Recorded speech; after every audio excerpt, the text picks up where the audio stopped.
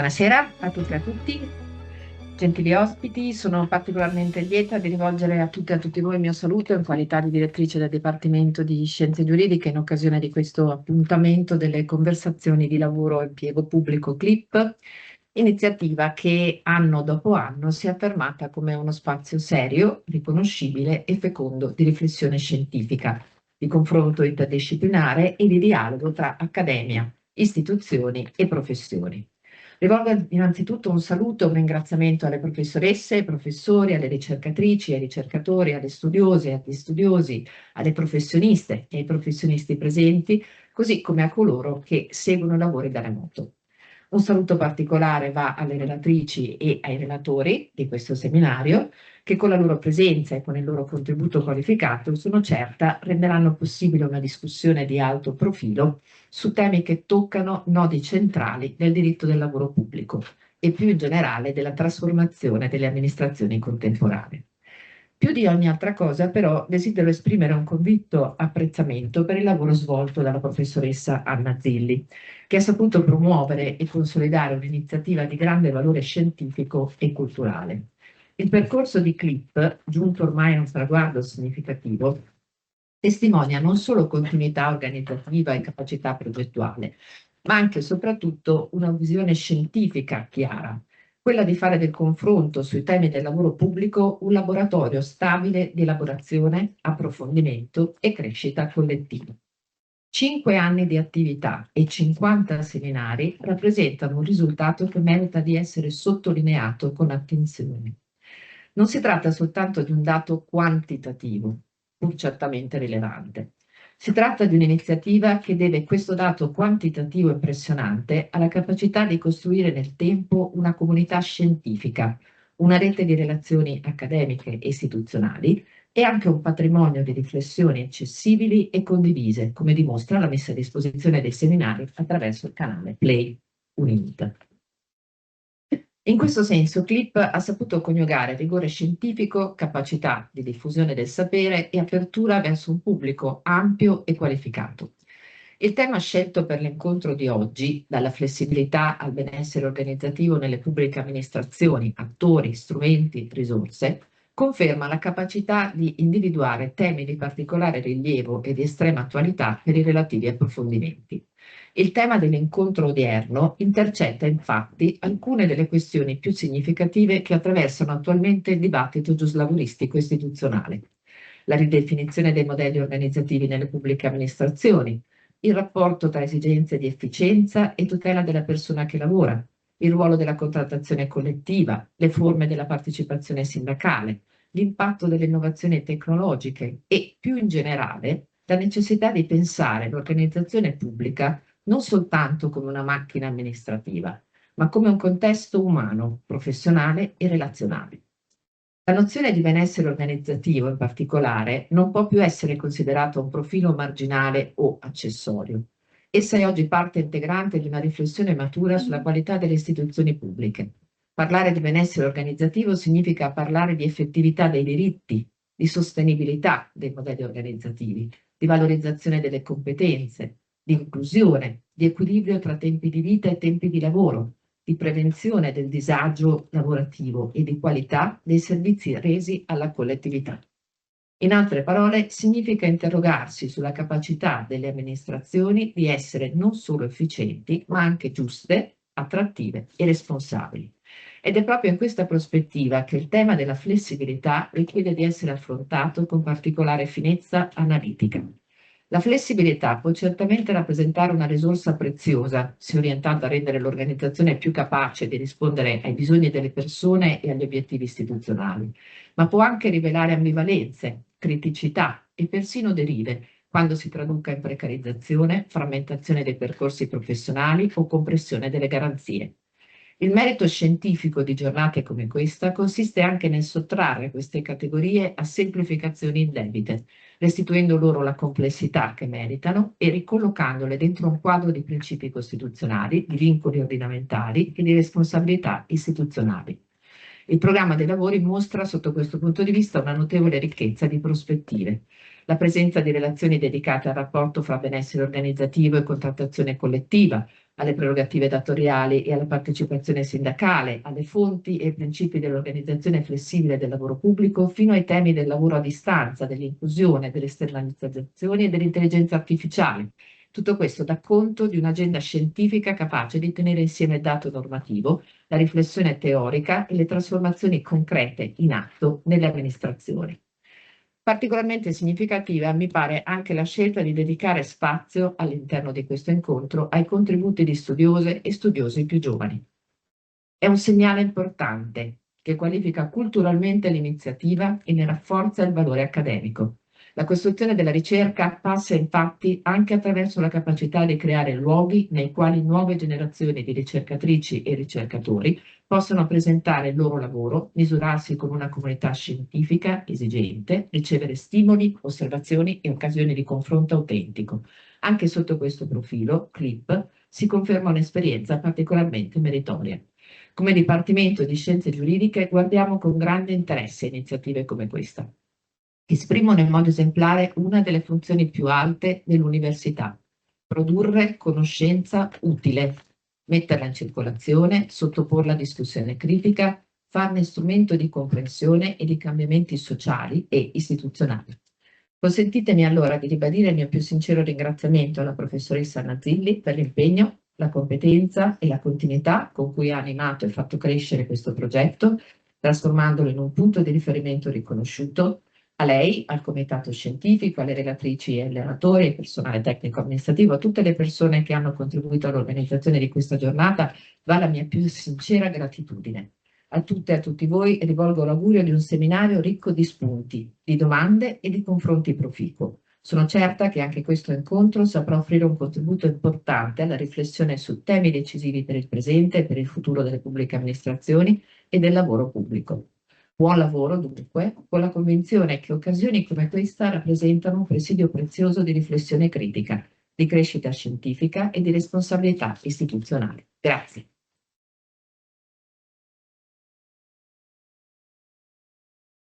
E ci siamo.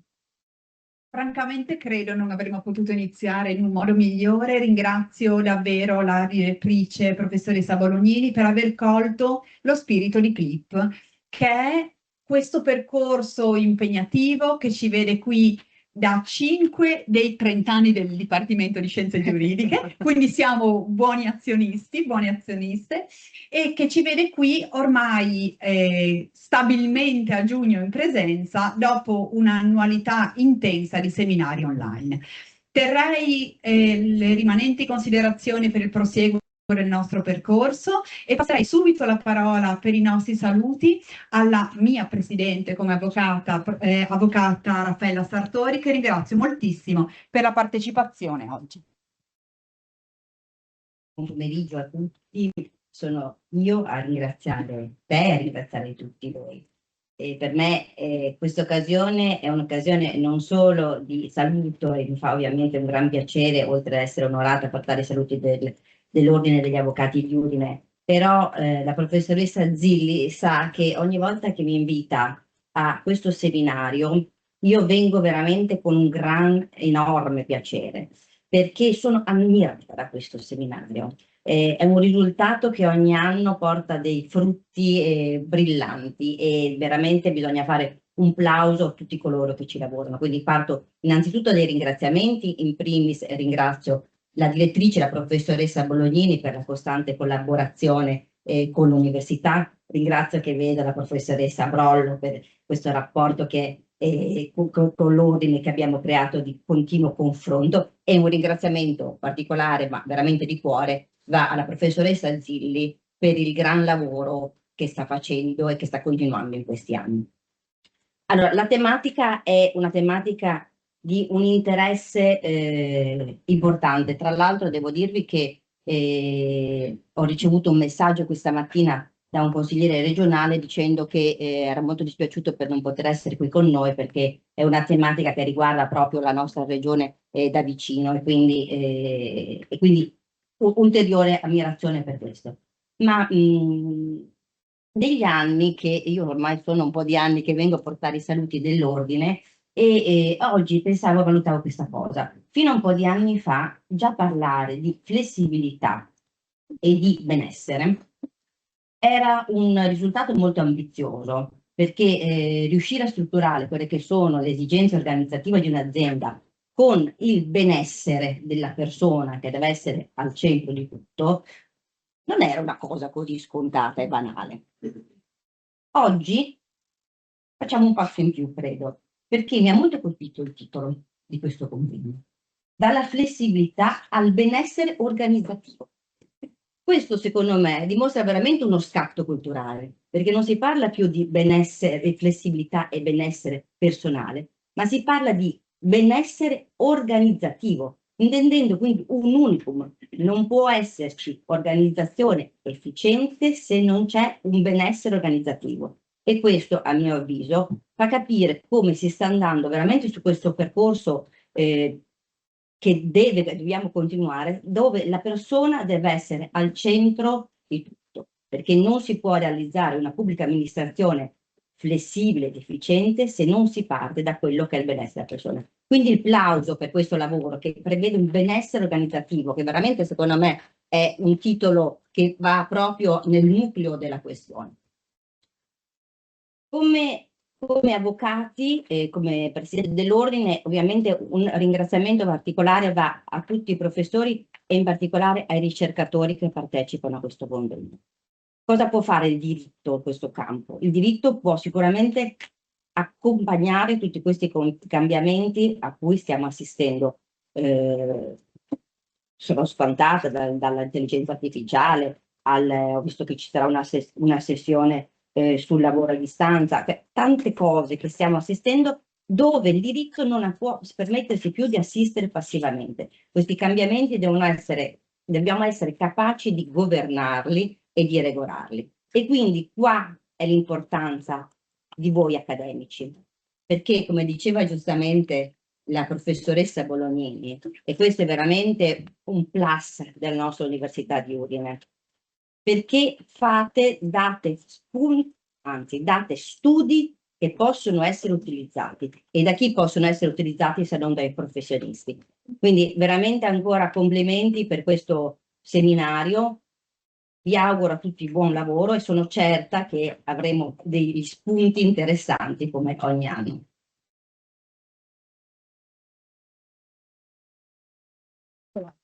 Grazie. Grazie Presidente e grazie per questa bella collaborazione che c'è sempre con l'Ordine, grazie agli avvocati presenti, grazie agli avvocati che ci seguono da remoto. Ricordo che CLIP è anche un percorso di formazione qualificato che negli anni ha visto partecipare anche la componente forense come relatori e come uditori. E ora la parola a Roberto Re, Presidente dell'Ordine Provinciale dei Consulenti del Lavoro di Udine, altro partner direi più che storico. Sta bene dire storico. Sì. Centrato come definizione. Buongiorno a tutti.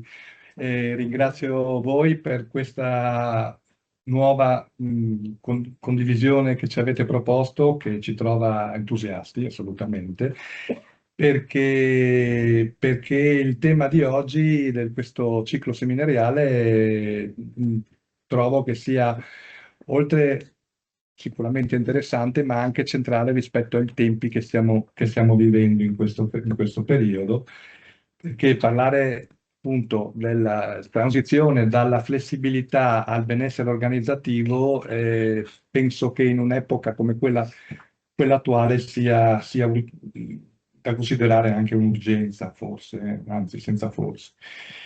Tant'è che ritengo che questi siano valori che anche noi professionisti del lavoro ci troviamo a portare avanti, a promuovere nel nostro lavoro, perché ribadendo la centralità della persona in questa rincorsa all'efficientamento con l'impatto dell'intelligenza artificiale così grande e progressivo di cui non si conosce neanche la portata, e quindi mantenere, come dire, la rotta sulla centralità della persona sia una cosa da avere ben presente tutti, e quindi centratissimo il tema di oggi che ci trova coinvolti in queste riflessioni. Da parte mia, ribadisco che la sinergia che c'è tra l'Università di Udine e il nostro ordine è fondamentale, e crediamo fermamente che questo tipo di dialogo costante che si è formato e che continua nel tempo tra la formazione scientifica e la nostra prassi professionale possa dare un contributo significativo anche al dare poi attuazione a quelle che sono le riforme necessarie e urgenti, direi, che il mondo del lavoro richiede. Per cui grazie di nuovo per questo coinvolgimento e buon lavoro a tutti. Grazie Presidente, e devo dire, da referente della convenzione con il Consiglio provinciale dell'Ordine dei Consulenti del Lavoro, confermo questa piena comunanza di intenti e di collaborazione. E ora la parola alla dottoressa Silvia Piovesan, Presidente dell'ANCRE, l'Associazione Nazionale Certificatori e Revisori degli Enti Locali, non partner storica, partner più recente, e credo da ora in poi avremo molte iniziative in comune. Grazie Presidente per essere qui. Grazie. Grazie a voi. Innanzitutto buongiorno a tutte e a tutti. Per me è una novità perché io sono stata nominata, insomma, quasi un anno, però lo scorso anno era proprio, diciamo, imminente, avevo già un altro impegno, per cui non sono potuta venire. E quest'anno veramente vengo con molto piacere, non solo perché e qua insomma il livello è molto alto e credo che tutti quanti abbiamo sempre da imparare. Ma vengo volentieri perché noi siamo i revisori degli enti locali, noi siamo commercialisti, ma siamo in questo campo qua, insomma, siamo qui specificatamente come revisori degli enti locali, che è una specializzazione. È completamente diverso da quello che siamo abituati, insomma, noi siamo abituati a parlare sempre di imprese e invece noi siamo qua focalizzati sulla pubblica amministrazione. E credo sono contenta di partecipare perché voglio portarvi un po' quella che è la mia esperienza personale, dal momento che noi abbiamo veramente un contatto continuo con la pubblica amministrazione. Noi con i comuni e dietro ogni numero c'è sempre un contratto e una persona. Io dico sempre, quando si parla dell'ente si parla di persone, e quindi avevo piacere di essere qua perché veramente noi abbiamo un contatto diretto e continuo, non solo durante il mandato, ma anche dopo con le persone. E devo dire la verità che le persone che si occupano del mondo pubblico, io parlo dei comuni, chiaramente quello che oggi diciamo noi direttamente seguiamo, è un mondo fatto di persone che lavorano con interesse, con entusiasmo e che si danno veramente molto da fare. E devo dire che bisogna assolutamente salvare, preservare il più possibile il benessere di queste persone, perché non è un caso che in Friuli Venezia Giulia, nei comuni, ci sia una marea di dipendenti. Andiamo in comuni in cui veramente non c'è più la persona responsabile finanziario, non c'è l'ufficio tecnico, non c'è il segretario, parliamo di un altro soggetto che dovrebbe essere veramente, che ha una funzione fondamentale negli enti e non c'è. E quindi o c'è e è in convenzione, quindi ha tantissimi incarichi, tantissimi impegni. Per quello credo che parlare di benessere del personale e far sì che venga salvaguardato il più possibile questa risorsa che ritengo essere fondamentale. Ci sarà l'intelligenza artificiale, saranno tante cose, però la persona è un'altra.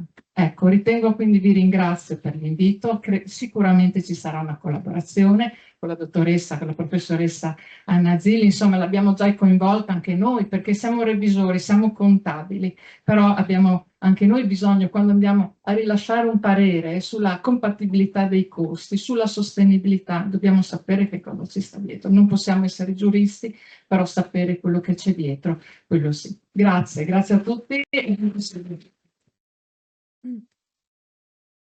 Grazie anche alla Presidente Ankrel e ci avviamo a un cambio tavolo. Ringrazio i nostri intervenuti per i saluti e iniziamo a prepararci per un pomeriggio di intenso lavoro. E nel frattempo però lasciatemi nuovamente esprimere questo ringraziamento non formale per questa partecipazione che sembra scontata ma non lo è, perché è giugno, perché è mese di grandi scadenze, perché siamo tutti reduci da un'annata pesante e questo è un momento che ci prendiamo per riflettere, per fermarci. Allora, con grande piacere inviterei al tavolo dei relatori il partner in crime dell'iniziativa di CLIP, il professor Alessandro Boscati, e i nostri due ospiti di oggi, la professoressa Barbara De Mozzi, il professor Andrea Bollani e la professoressa Valeria Filì, che sarà qui per le conclusioni. Grazie, di nuovo buon pomeriggio a tutti e a tutte. Io ho il compito di introdurre e coordinare questa introduzione, questa tavola rotonda, dove sono relazioni. Poi la collega Filì concluderà. Ma che cosa dire? Beh, già la direttrice di dipartimento ha già fatto l'introduzione, quindi resta molto poco da dire, se non alcune cose. Prima cosa, un ringraziamento enorme all'Università di Udine e alla collega Zilli, oltre ad altri colleghi e colleghi, perché voglio dire, io ci ho messo un po' di peso fisico, non sono anche ben portato, non è peso fisico, ma il grande lavoro, la Università delle parti, che non è Milano, ma la per ora pagare a Bologna, l'ha smazzato lei, cioè, ha fatto il lavoro l'ha fatto veramente lei per il quinto anno di fila. Insieme a tutti i colleghi e le colleghe dell'università che sono intervenute in questo percorso, che oggi chiude una legislatura, perché voglio dire, sono 5 anni che CLIP sta procedendo. E che regge come il governo. E quindi, non mi provocare, e quindi sulla base di questi elementi è un momento di bilancio e di prospettive. Bilancio, sicuramente bilancio positivo, i numeri e non solo, voglio dire, ci danno un riscontro positivo, ma anche dal punto di vista dei contenuti, dello sport da parte di tutti. Però nelle cose c'è sempre da migliorare. E questo idea di miglioramento partirà non solo dal tema, su cui non spoilerò niente, perché poi lascio a Zilli di dirlo, ma insomma è un qualcosa che è già stato evocato inconsapevolmente, credo almeno, da chi ha detto alcune parole introduttive. Ma l'idea di prospettiva, il prossimo anno abbiamo l'idea di rafforzare la formula, per parlare di questa parola, perché uno si evolve, blended, cioè nel senso che alcuni incontri li vorremmo fare in questa formula, non soltanto a distanza, vedremo, perché io, essendo vecchio, o più vecchio, credo che il confronto diretto lasci comunque sempre qualcosa di più. E quindi, voglio dire, una spinta sempre per cercare di migliorare. Veniamo al tema di oggi, dalla flessibilità al benessere organizzativo. Già molto è stato detto, c'è una torsione al viso di carattere dinamico, cioè nel senso di guardare in prospettiva cosa ci può essere e come la flessibilità abbia o possa avere un valore o rilievo per migliorare lo stare nell'ambito delle pubbliche amministrazioni, per migliorare l'azione delle pubbliche amministrazioni, per migliorare o cercare in qualche misura di dare anche un supporto, un aiuto rispetto ad un tema. Prima la dottoressa parlava dei conti, per noi giuristi dei conti sono sempre la roba che ci fa, no, anche perché cosa ci capita? Ci capita ogni tanto che di fronte a prospettive c'è sempre la spada di Damocle del conto che torna o che non torna, e se non dovesse tornare come deve tornare, che è responsabile. Questo, voglio dire, blocca abbastanza le scelte e deriva anche, come dire, da quello che è un passato ormai non più recente, mi capitava all'università, dove il problema era quello dei soldi, dei conti, di quello che doveva rimanere. E quindi, diciamo così, il tema della flessibilità per affiancare al dato meramente economico un profilo di altro rilievo, per cercare di far stare bene la persona. E in questa, diciamo così, in questo percorso, credo, in questo è stato richiamato, che in queste riflessioni un ruolo importante l'abbiano i giovani, perché oggi ne abbiamo più di uno, iniziamo a parlare di genere, altrimenti vengo espulso immediatamente, perché i giovani, come dice il mio maestro, hanno sempre una linfa che noi meno giovani non abbiamo, cioè le idee vengono dai giovani, poi dopo per avanti. E detto questo, due parole sul tema di oggi. Il tema della flessibilità organizzativa sicuramente è indiscusso, rappresenta uno snodo centrale oggi di tutte le riflessioni ed è uno snodo centrale per comprendere l'evoluzione e la trasformazione, sono due fattori di rilievo. Ma questa evoluzione e trasformazione non è semplicemente un riferimento a singoli istituti o a specifiche modalità. Gli istituti l'anno scorso ne hanno parlato, quando hanno parlato di tipologie contatoriali flessibili, ma rappresenta un modo di pensare, di essere, potremmo meglio dire. Significa interrogarsi come le pubbliche amministrazioni organizzano le proprie risorse, come distribuiscono le responsabilità, come governano i tempi e gli spazi del lavoro, come tutelano le persone e perseguono l'interesse pubblico. Questo binomio persona, individuale, collettivo, che da giurista non potrebbe dire in qualche misura riecheggia lontanamente anche, oltre all'articolo 3,2, l'articolo 2 della Carta Costituzionale. E quindi quando noi parliamo di passaggio dalla flessibilità al benessere organizzativo, cosa pensiamo? Pensiamo ad un percorso più ampio rispetto a quello che è un percorso di mera adattabilità rispetto a quelle che sono delle scelte di carattere organizzativo.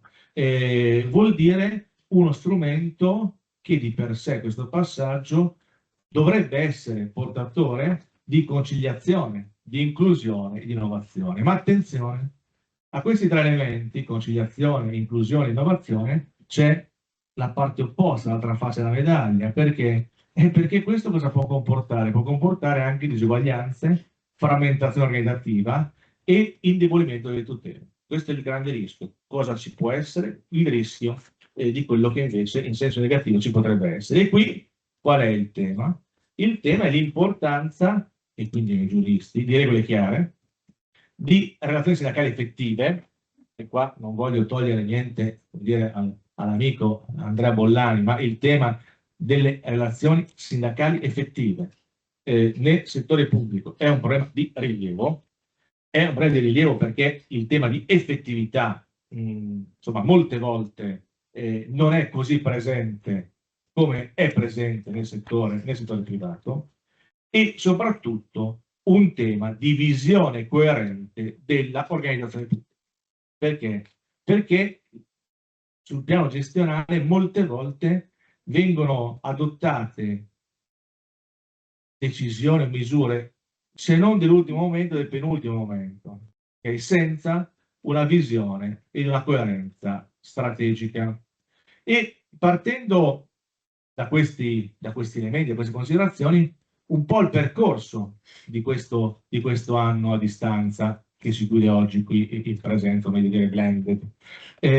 Siamo partiti parlando dei principi, parlando delle fonti che regolano una organizzazione flessibile, principi di ordine costituzionale, che l'amministrazione, fondamento di parzialità, ma anche la persona, quindi tutela della dignità della persona, ragionevolezza delle scelte organizzative.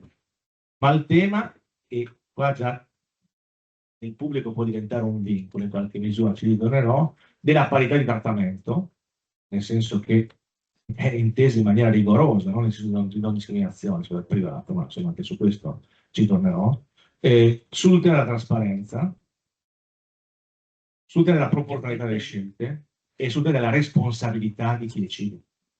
Perché diciamo così, il punto, la mela, cade non lontano dall'albero e quindi cade sulla persona del dirigente, perché lì chi prende le decisioni deve essere l'albero, in realtà molte volte insomma, fa un po' fatica a prendere decisioni.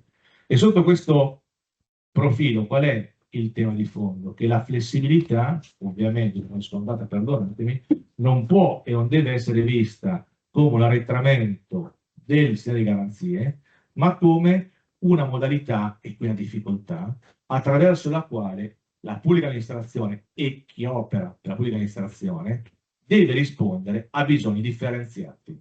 Cioè, il tema è che sul piano gestionale bisogna passare da quella che è la grande distribuzione alla sartoria. Cioè vanno confezionati, o dovrebbero essere confezionati, dei vestiti su misura, non dei vestiti che vanno bene per tutti, sono adattabili. È proprio un approccio che dovrebbe cambiare. E sotto questo profilo, questi bisogni differenziati però, non sono solo bisogni differenziati del singolo, ma sono singolo lavoratore, ma sono anche di utenza e di organizzazione. C'è una sintesi di molteplici piani e voi capite come l'equilibrio tra questi elementi è un aspetto oltremodo complicato. E in questa, diciamo così, sulla base di queste prime notazioni, la prima questione che si pone e che si posta, anche se logicamente è la seconda e la terza nei nostri incontri, è il tema dell'orario di lavoro e della gestione flessibile dell'orario di lavoro, flessibilità, presenza, banca ore, straordinari, eccetera, eccetera. Qui qual è il tema di fondo?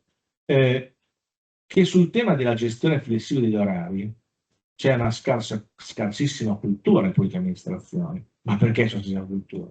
Perché questo presuppone che cosa? Una programmazione ex ante. E una programmazione ex ante è una delle cose più complicate da fare in pubbliche amministrazioni. La colpa viene data alla mancanza di risorse, no, la colpa non sono le risorse, la colpa è chi dovrebbe avere una visione e molte volte una visione non l'ha. E non l'ha perché ha paura anche di assumere delle decisioni, perché il piano delle potenziali responsabilità prevale su scelte virtuose. E sotto questo profilo, il tema però della gestione consapevole dei temari dell'orario sicuramente dovrebbe essere un qualche cosa volta a migliorare non soltanto la funzionalità degli uffici, ma soprattutto anche a favorire la conciliazione tra quella che è la vita personale e la vita professionale. Altra questione che è emersa in questi nostri incontri è che talvolta, diciamo così, certe scelte sono scelte in cui l'elemento autoreferenziale prevale sul tema dell'interesse dell'utenza. Anticipo ci ritorno, pensiamo per esempio alla spasmodica ricerca di incrementare i giorni di lavoro agili. Questo è lo sport di tutte le pubbliche amministrazioni, ma questo aiuta il dipendente, aiuta l'amministrazione, aiuta l'utenza. Credo che il primo venga aiutato, sul resto è tutto un percorso da ragionare.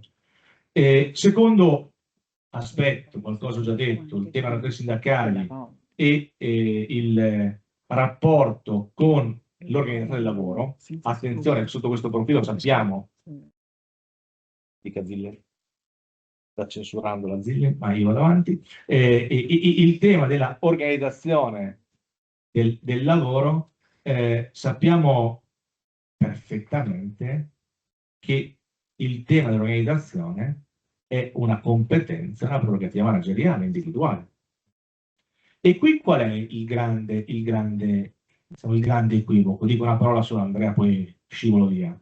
È questo, che da un lato abbiamo un sindacato che vuole governare gli aspetti organizzativi e dall'altro lato abbiamo una dirigenza, una parte pubblica in generale, che non disdegna questo coinvolgimento perché è sbagliato, ritiene in questo modo di non dover decidere e di essere deresponsabilizzata. Questo è un errore, voglio dire, dal mio punto di vista, è un errore mortale. Bisogna cercare non il conflitto, bisogna cercare l'equilibrio. E quindi cosa vuol dire questo? Sicuramente grande attenzione alle forme di partecipazione sindacale, ma alla fine la decisione è unilaterale, tant'è che anche tecnicamente e giuridicamente lo spazio di contrattazione è estremamente limitato. Abbiamo parlato poi del lavoro a tempo parziale. Il lavoro a tempo parziale è sicuramente uno strumento importante sia per il singolo sia per l'amministrazione. Però, diciamo così, il part-time pone un po' di problemini. Prima di tutto la reversibilità del part-time.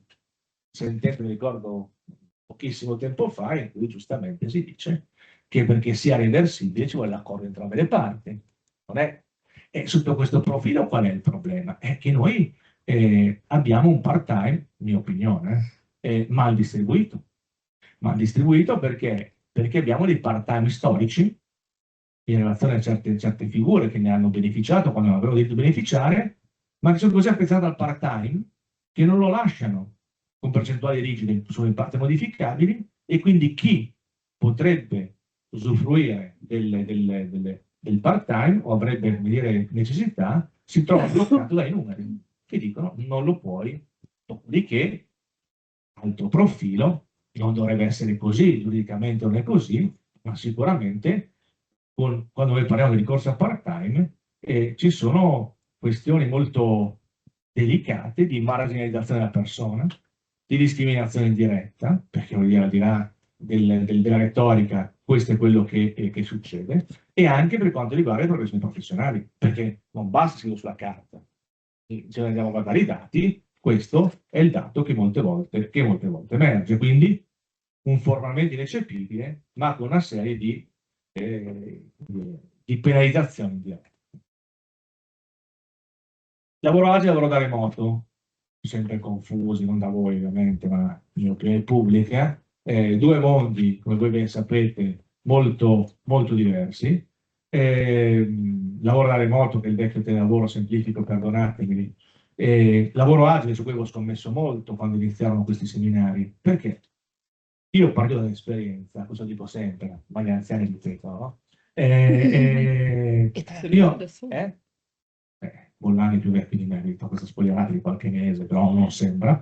Detto questo, io, venendo dall'esperienza in statale come prorettore, mi ero accorto che certe sacche di scarso lavoro, siamo registrati, non utilizzo un altro termine, che però inizia per fan e finisce per ista, era difficile, come dire, estirparle. E quindi nella mia utopia avevo pensato, lavoro agile, c'è perché tu dai compitini da fare, il risultato cambia. Se uno fa o non fa, non è che puoi nasconderti. Però dopo qualche tempo invece mi sono accorto che è un nascondino perfetto per chi, voglio dire, aveva questa capacità. Perché questo? Perché, ancora una volta, chi avrebbe dovuto tenere le redini, cioè la dirigenza, non era in grado di pianificare. C'era un problema di cultura e c'era un problema anche di capacità manageriale. E attenzione, questo problema è un problema che abbiamo anche nel privato. Nel privato c'è un dato importante, cioè che c'è il mercato. Okay? Quindi un po' funziona o non funziona. Nel pubblico c'è un po' meno mercato, non c'è mercato, però anche nel privato, vuol dire, c'è molti dirigenti anche di importanti vuol dire, aziende, se non vedono quotidianamente i dipendenti, hanno delle crisi vuol dire, di identità, dove invece fondamentalmente uno meno li vedi, meglio è, nel senso che l'ho preso a piano, uno dovrebbe lavorare e portare un risultato, ok? Quindi sotto questo profilo, sul lavoro agile, dalla presenza, risultato, dalla sorveglianza, la responsabilizzazione, tutto vero, ma c'è una parola che non è mai venuta fuori, cioè è venuta fuori ma non si è realizzato nel sapere fino in fondo, che è il tema fiducia. Cioè la fiducia è quello che dovrebbe rappresentare l'800 di tutto questo sistema. Dopodiché, ovviamente, sia il lavoro agile, sia il lavoro da remoto, più strano più classico, scontano anche a distanza di anni deficit di carattere organizzativo. A me, quando capita di fare lezioni senza fare nomi e cognomi a dirigenti pubblici o contari pubblici a distanza, nel 2026, e qualcuno si collega e dice ho problemi di microfono, ho problemi di telecamera, ho problemi di... cioè io mi nervosisco subito. No, perché mi dicono, se hai problemi a seconda come puoi lavorare? No, domanda retorica probabilmente, ma voglio dire, Per dire che cosa? Per dire insomma che non c'è una adeguata attenzione. Poi sul lavoro agile c'è questa bellissima situazione che si verifica, più di un dirigente mi ha chiamato e mi ha detto, c'è questo problema, perché in realtà loro, ecco gli dipendenti, l'ufficio, le cose che devono fare le fanno, però le fanno in ufficio, cioè a casa non le fanno perché hanno già fatto tutto in ufficio. Allora adesso qua voi capite che c'è un problema, e è colpa del sindacato, impedite di controllare, bim bum bam. Cioè il sindacato avrà ma non è colpa sua, caro dirigente, cioè lei che probabilmente ha sbagliato un pelo a pianificare quelli che sono i cari di lavoro, ok? Quindi sotto questo profilo, insomma, c'è ancora da lavorare. Abbiamo parlato anche del comando e del distacco, e in parte anche della mobilità, istituti sicuramente diversi, il bene e il male. Il bene sicuramente l'aspetto positivo è che questo consente o consentirebbe una ridistribuzione del personale tra le varie amministrazioni, permetterebbe di valorizzare quelle che sono le competenze. Dopodiché sappiamo che, e non è il negativo nel mondo, che il comando e il distacco molte volte opera in maniera diversa, perché un comando e distacco verso alcuni enti o di nuova istituzione, qui voglio dire poco da criticare, o verso enti nei quali magicamente il delta economico è maggiore. Cioè, perché sotto questo profilo quelle istituzioni sono tante, ma le istituzioni sono diverse. Questo è un altro elemento, un altro problema. Con il pubblico non è tema di oggi, un contratto integrativo che sia aziendale o privato che non riesce a recuperare se la va bene quello che succede nel privato. Okay? Quindi questo è un grande problema, un grande tema che non possiamo risolvere certamente oggi. Poi il tema delle esternalizzazioni e delle internalizzazioni, reinternalizzazioni. Ora qua su esternalizzazioni sono veloci, o meglio. Il tema, la Zilli è molto carica oggi, che sotto che sta criticando, ma dopo la riprenderemo. Dicevo, la esternalizzazione. Allora, si dice la esternalizzazione serve per ridurre i costi. Fermi, cioè almeno io mi fermo un attimo, perché qui dobbiamo ragionare sull'attività che, posso parlare in inglese, oggi parlo in lingue, l'attività core, dove non si può esternalizzare, e l'attività non core. La mensi in ospedale la puoi anche esternalizzare. Ma poi c'è l'attività core. Allora, l'attività core, e mi viene la sanità, ma non soltanto, la esternalizzi perché? Perché costa meno. Cioè, non costa meno, cioè ti costa meno il costo indiretto. Perché? Perché Boscati, dipendente della società appaltatrice Bollani SPA, nota multinazionale allo sfruttamento, scherzo, cioè mi ammalo molto meno rispetto al fatto se fosse un ente pubblico, ok? Se mio figlio è ammalato, sul ente pubblico, ferie, non ferie, con tutte le conseguenze, quadro di malattia, non diciamo nessuno, sto scrivendo, può succedere, con la Bollani SPA è più difficile, in ogni caso è un problema Bollani SPA, non è un problema mio, ok? E quindi questo tema del costo indiretto è un aspetto, come dire, non irrilevante. E quindi diciamo così, con un problema che si riferisce da un lato a quelli che sono i bandi di gara, perché a noi sui concorsi pubblici rompono sempre le orecchie, a parte non mica un'altra, ma solo orecchie, perché sono i bandi di fotografia. Se vogliamo gli appalti pubblici, non mi dicono nome e cognome, ma il soprannome quanto meno lo ricaviamo, ok? E con quelle cose orrende che io le chiamo così, non si chiamano ovviamente così, le clausole di garanzia, cioè che se l'azienda non mi va bene me la cambiano, ok? L'azienda va benissimo, ma no, dire, è un'ipotesi di scuola, cioè nel senso che il personale viene subito, stessa cosa vuol dire per l'interinale, anzi la somministrazione, non è che sia tanto diverso. Quindi sotto questo tema, continuano dei costi? Ma no.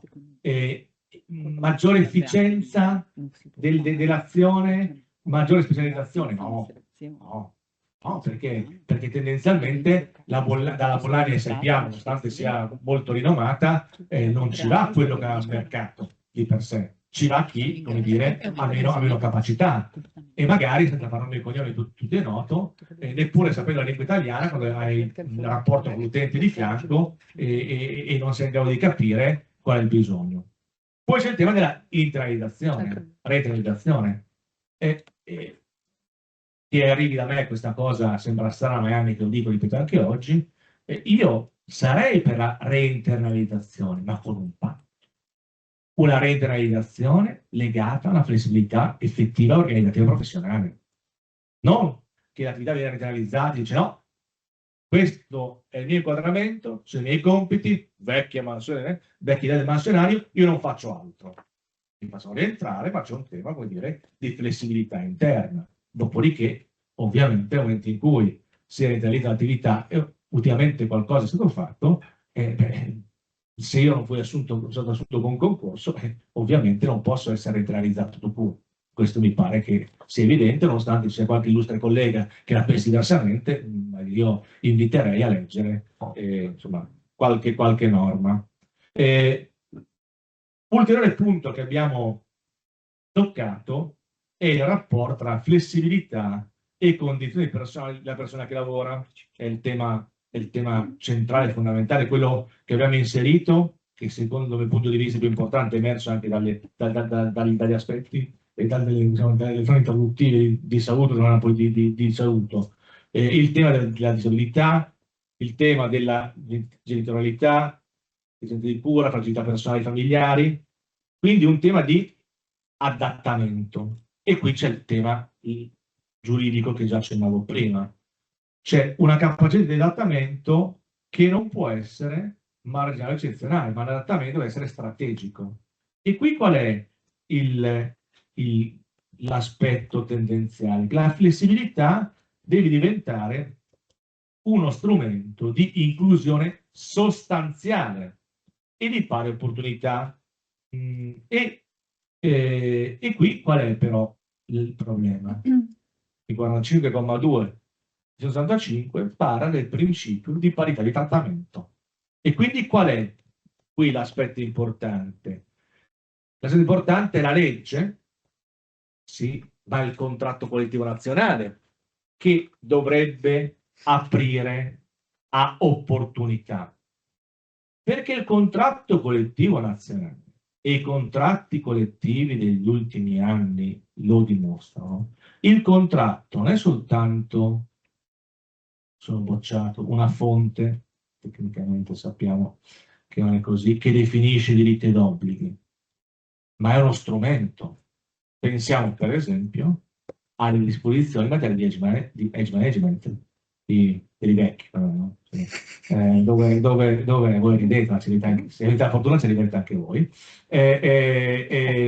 dove qui è uno strumento che viene dato in mano al dirigente amministrazione e che questo compie 8.000 problemi, perché noi vecchierelli ci scontriamo con voi più giovani.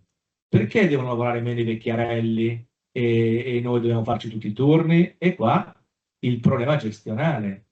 Ma per dire che cosa? Per dire che il veicolo, per superare la parità di trattamento in maniera rigida come tratta dalla magistratura, è quello di un contratto che apra queste differenziazioni. E poi c'è un tema che sfioro, su cui non entro, ed è il tema accumulamenti ragionevoli. Perché il tema accumulamenti ragionevoli, che in astratto, per il quale in astratto è una grande simpatia, in concreto ho meno simpatia. No, ma ho meno simpatia per come, no? Perché dall'esterno è facile dire come uno si deve comportare, ma devi entrare all'interno e devi verificare se le situazioni sono praticabili o non praticabili. Ci siamo? Perché chi decide è il tuo lavoro, non è qualcun altro. Capito a chi mi riferisco? E questo nel pubblico si interseca con un ulteriore elemento, che è quello dell'interesse collettivo. E qui voglio vedere i giudici, che sono, non ho detto di prima, come affronteranno il problema individuale, organizzativo e collettivo, che è anche utenza. Perché questo voglio dire, sul piano teorico avranno questo problema da risolvere, ok?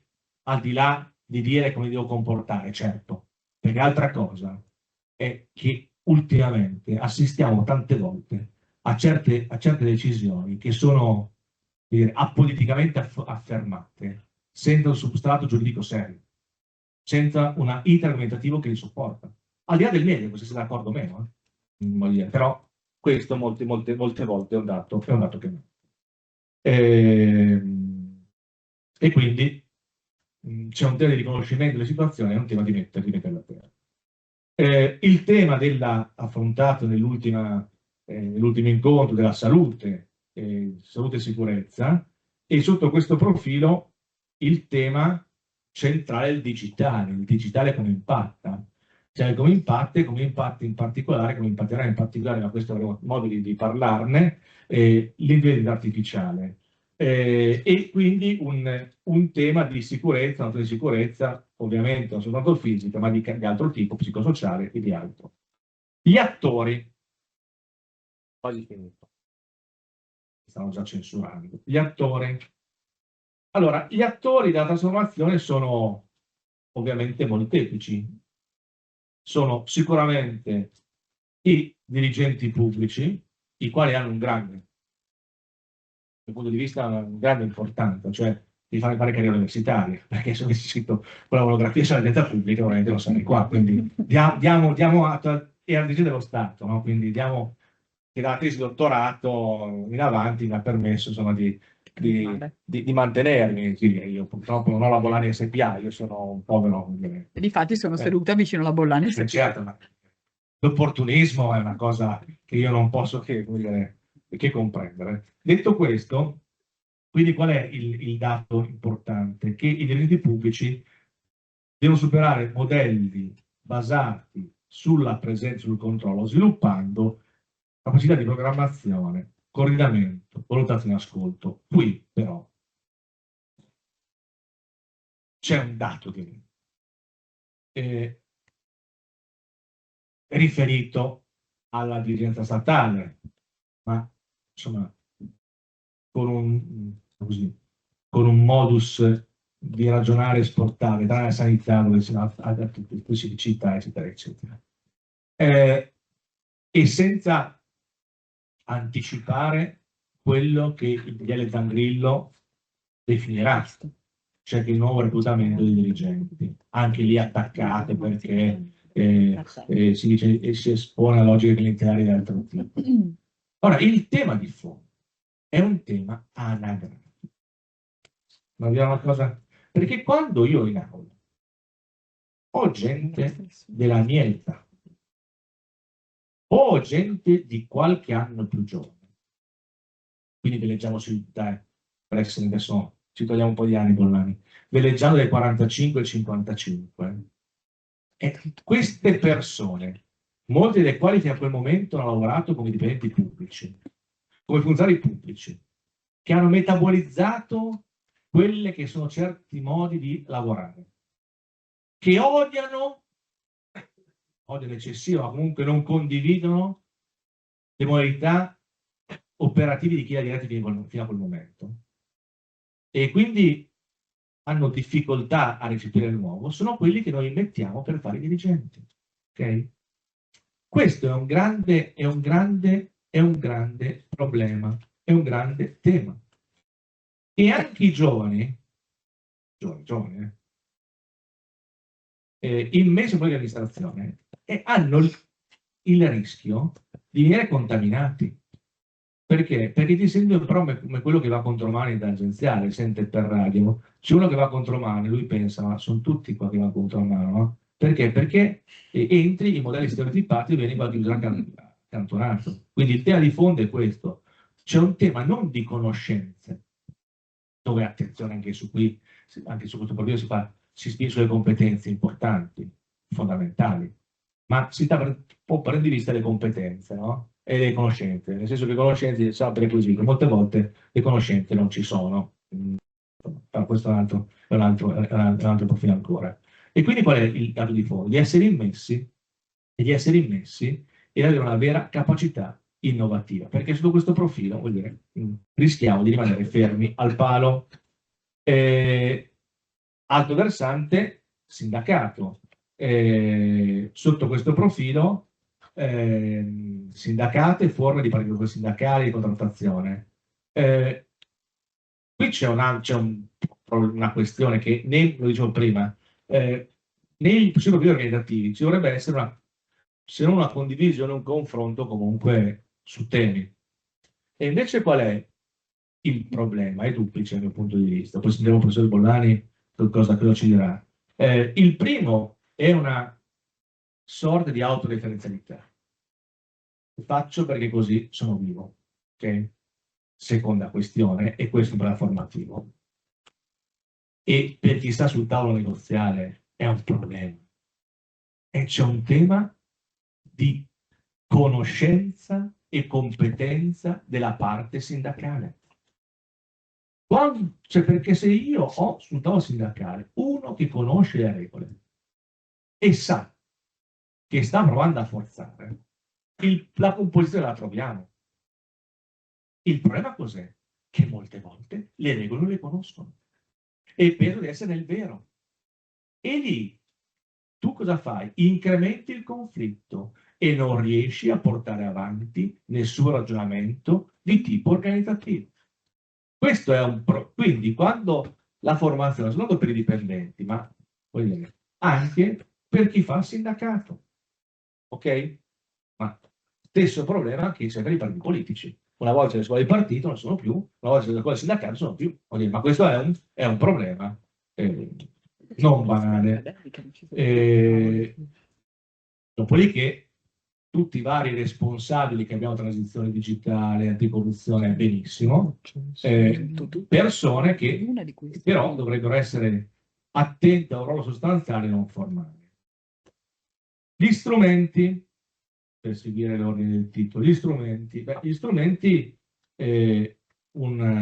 legge ovviamente, un collettivo ovviamente, ma tra gli strumenti c'è uno strumento che a me piace molto, dico sempre, che è questo piano integrato di attività organizzazione. Piano. Perché? Perché il piano effettivamente, lui sì che è inclusivo, perché inserisce tutti i vari piani. E il piano, così, sono finita di censurare. Non mi il mio. Allora, il piano dovrebbe partire da che cosa? Dovrebbe partire dalla piano performance, perché è lì che vedi quelli che sono i problemi. E da quello, come dire, a cascata tutti gli altri. Quindi piano performance anche anticorruzione in realtà, perché anche lì voglio dire qualche problemino ogni tanto, ma anche lì l'anticorruzione un po' come quando uno redigeva il DVR, no? Il DVR c'è un rischio, ma non indichiamo, perché se lo indichiamo devo trovare anche la soluzione, cose che non si possono dire all'universitario, no? Stessa cosa con l'anticorruzione, ma perché no? Non c'è, perché se lo individuiamo dobbiamo anche dire la misura, no? Facciamo finta che non esista. Disdicevole, attenzione, ma qualche scienziato vuol dire continua a ragionare in questo modo.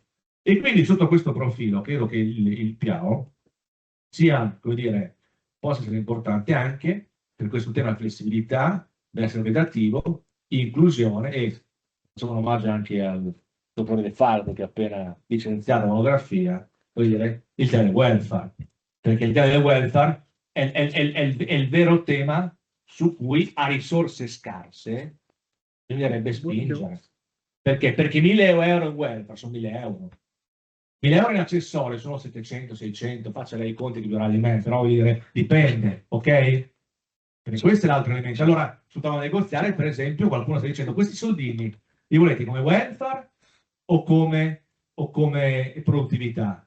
E trovi tanto l'illuminato sindacato e dice no, produttività, ok? No, perché il welfare cosa succede? Il welfare, tu capisci che c'è un mondo diverso e rischi di perdere il tuo potere. Questo è, voglio dire, il tema. Ma se al di fuori di polemica, voglio dire, però questo è quello che purtroppo talvolta succede. Terzo, risorse sicuramente finanziarie, certo, ma siccome non siamo Totò e non possiamo dire, andare in garage e fabbricare soldi, sicuramente così, il profilo culturale, professionale e relazionale è importante. E sotto questo profilo c'è il problema del riconoscimento di ruolo del dipendente pubblico. Perché noi questo tema viene sempre evocato giustamente in sanità, ma non c'è soltanto in sanità, c'è in tutta la pubblica amministrazione. C'è un tema di riconoscimento di ruolo. Attenzione, molte volte certe risposte sono anche l'effetto di un dirigente pubblico che non è proprio, come dire, sintonico con l'utenza. Quello c'è, quello andrebbe preso, allontanato, sanzionato, sperando che sul giudice lo reintegri. Ma c'è un tema di, come dire, riconoscimento del ruolo. Non facciamo esempi che potrebbero essere oltremodo banali, ma uno lo facciamo. Pensiamo all'istruzione. È un centro. Se io arrivavo a casa con una nota o capitavo ogni tanto, o con un brutto voto, come si dice con lingua acquisita milanese, stavo schiscio, perché c'era, e adesso invece arrivi e inizia diciamo così, la parte pani WWF, povera creatura, questo cattivone, eccetera, eccetera. Ma anche l'università, voglio dire, stessa identica cosa. E quindi questo tema del riconoscimento culturale. Concludendo, e sto facendo le conclusioni, c'è la Ziglia le conclusioni. Non so se Usati lì le farà fare così le conclusioni. No, lei non mi delega perché lei deve fare conclusioni e poi le conclusioni lei affili. Questo è un grande master. Adesso bevo un po' perché non ho capito che la sto trapassando. Allora, e quindi sotto questo, diciamo così, quello che emerge, quello che io credo che emerge, è che l'essere organizzativo effettivamente rappresenti o deve rappresentare la cartina di tornasole della trasformazione organizzativa, cioè questo binomio. E in questa logica il tema della flessibilità volta al benessere non deve essere ispirato, come dicevo all'inizio, e in questo modo chiudo, a una mera adattabilità di strumenti esistenti o occasionali, ma deve costituire un criterio ordinatore dell'azione, coniugando i vari profili della legittimità, dell'efficienza, dell'inclusione e della qualità del servizio pubblico. Perché? Perché soltanto in questo modo si possono ottenere i tre risultati: di migliorare l'organizzazione, di valorizzare le persone, di rafforzare la capacità della pubblica amministrazione di rispondere ai bisogni della collettività. E quindi bisogna, come si dice con maniera molto pulita, sporcarsi le mani e tendere verso questo obiettivo. Scusate la lunghezza, vi ringrazio.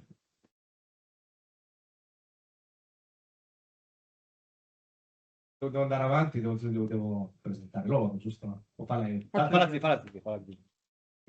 A questa funzione di supporto strategico all'anziano. Funziona. Questo ruolo di badantato attivo. In nero, ovviamente, in nero, perché non c'è l'ISCO. Allora, credo abbiamo appena assistito a una delle grandi operazioni verità sul lavoro pubblico che il professor Boscati ci ha regalato in questi ormai 5 anni di clip. Ce le ha regalate in pillole, evento per 50 volte, ce l'ha regalata oggi con, direi, l'acume che lo contraddistingue e anche con la verve che lo contraddistingue. E questa operazione verità ci dà anche, secondo me, l'idea di dove Clip va a parare. Cioè, quello che ci siamo detti 5 anni fa, certo. Lei, attenzione che fa concorrenza, ne è assunta. Diciamo, ne è assunta in nero. allora, tipicamente chi conclude vuole badare a questo punto. Un po' d'acqua Questa operazione, professore Boscati. Signora, ha rovesciato il bicchiere. Questa operazione di Clip ha un elemento di complessità e coralità e non ne saremmo usciti in altro modo se non attraverso 220 relatori coinvolti, perché c'è questo tema. Tutte queste sfaccettature che ora Alessandro Boscati è riuscito a sintetizzare sono passate attraverso il pensiero di 200 persone. E questo non era altrimenti raggiungibile, per cui arriviamo a questi 5 anni di Clip, arriviamo alla giornata di oggi appoggiandoci sul lavoro di tante persone, lavoro che è già diventato 7 volumi pubblicati, che ne ha 3 in cottura è che, voglio dire, sono 4.000 pagine di lavoro pubblico, piuttosto, uso l'eufemismo piuttosto dense, per non dire a livello di centrale nucleare che andremo a riaprire grazie a questi volumi. Allora, non prendo altro tempo e cedo con grandissimo piacere la parola alla professoressa Barbara De Mozzi, che da oggi non mi vorrà più bene, che me ne voleva prima, ma oggi non me ne vorrà più, perché Ma l'ho dai per presupposto costretta, quello che ha sempre provato, cioè che ti volesse bene. me ne voleva molto, l'ho costretta ad addentrarsi sul tema del benessere organizzativo, tema super tricky, si direbbe, super coinvolgente, però oggettivamente un po' spinosetto. Non per le abilità della professoressa, che sono indubbie, ma per la difficoltà di farlo stare dentro il sistema rigido, incapsulato del lavoro pubblico. Allora, già un grazie prima della relazione per l'incredibile lavoro che l'ha portata qui, e il resto vediamo dopo delle conclusioni. Grazie Barbara. Grazie mille Anna, grazie assolutamente agli organizzatori. Temo sia spento. Dici? Mi sentite? È solo per la registrazione. Mi sentite? Sì. Grazie ovviamente alle professoresse Brollo, Fili, al professor Boscati per questo invito.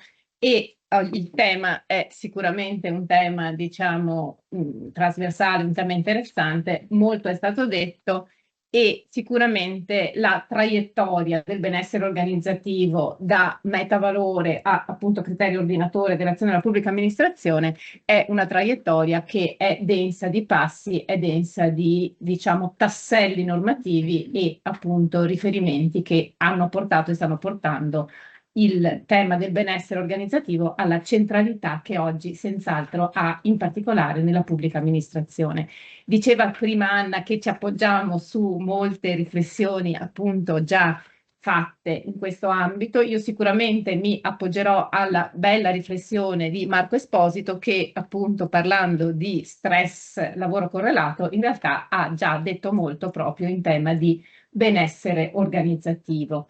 Mi appoggerò alle sue riflessioni relative all'articolo 32 della Costituzione, al rilievo dell'articolo 2087, al rilievo della definizione di salute chiaramente nel testo unico. Mi appoggerò anche alle riflessioni relative al rilievo che oggi assume appunto il benessere organizzativo nella pubblica amministrazione come vettore di efficienza e appunto indice di buon andamento alla luce dell'articolo 97 della Costituzione, e anche mi appoggerò su alcuni frammenti normativi già più volte richiamati da altri appunto prima di me, l'articolo 7 del TUPI e l'articolo 57 del TUPI e anche altre norme, tra cui appunto la Convenzione dell'OIL 190 e il recente decreto 185 del 2025. Cercherò di diciamo, tratteggiare il ruolo di vari soggetti coinvolti appunto nell'attuazione del benessere organizzativo, non solo la dirigenza, ma anche organismi quali il CUG in particolare, e poi invece lascerò più la parola ad Andrea con riferimento a altri organismi quali l'organismo paritetico per l'innovazione previsti oggi dalla contrattazione collettiva, e mi soffermerò sul ruolo della contrattazione collettiva con la consapevolezza che è già stata più volte evocata che la flessibilità oggi è benessere solo se è programmata, regolata, partecipata e anche verificata. Ecco, sicuramente la crescente centralità quindi che assume il benessere organizzativo nella pubblica amministrazione un pochino si scontra con l'assenza di una definizione giuridica di benessere organizzativo che è evocato senz'altro sia dal 81-2008 sia dal 165 del 2001, ma non davvero definito. Tanto è vero che sono stati coinvolti spesso proprio gli psicologi del lavoro in incontri con la professoressa Pasqualetto, appunto penso a Laura Dal Corso proprio in quello stesso incontro, proprio perché è un pochino anche sulle loro riflessioni che ci si appoggia nella, diciamo, valutazione della rilevanza del benessere organizzativo, che secondo una definizione sarebbe questa capacità di un'organizzazione di promuovere e mantenere il più alto grado appunto di benessere fisico, psicologico e sociale dei lavoratori in ogni tipo di organizzazione. Punto di partenza per la riflessione è dunque senz'altro da un lato l'articolo 32 della Costituzione e l'articolo 2087, che opera come norma di integrazione dinamica che impone senz'altro non solo la rimozione di pericoli fisici, ma anche la predisposizione di una organizzazione che non sia lesiva della salute mentale, della dignità, della personalità morale, saldandosi cioè l'articolo 2087 con quella pregnante definizione di salute di quell'articolo 2 del testo unico sicurezza, cioè stato di completo benessere ovviamente fisico, mentale e sociale e non consistente solo in un'assenza di malattia. E naturalmente si salda anche con l'articolo 28 del 81-2008 che impone la valutazione di tutti i rischi, compresi quelli su cui particolarmente si è soffermato Marco Esposito, dello stress da lavoro correlato, precipitato naturalmente per la sua valutazione nell'accordo europeo del 2004 e poi nell'accordo interconfederale del 2008. In sostanza, quindi, l'ingresso di questi rischi psicosociali nell'ambito di quelli derivanti direttamente dall'organizzazione produttiva è oggi acquisito. Ed è acquisito senz'altro anche nella giurisprudenza.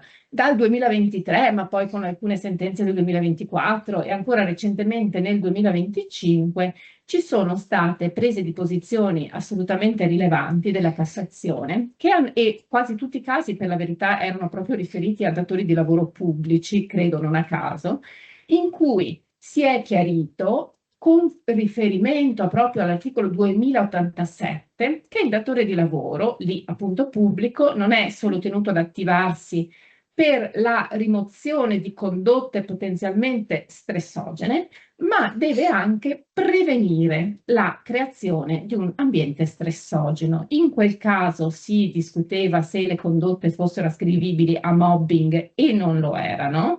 Ciò nonostante appunto è stata ritenuta la responsabilità della pubblica amministrazione, perché si è ritenuto che tra le misure esigibili in base al 2087 rientrasse senz'altro la prevenzione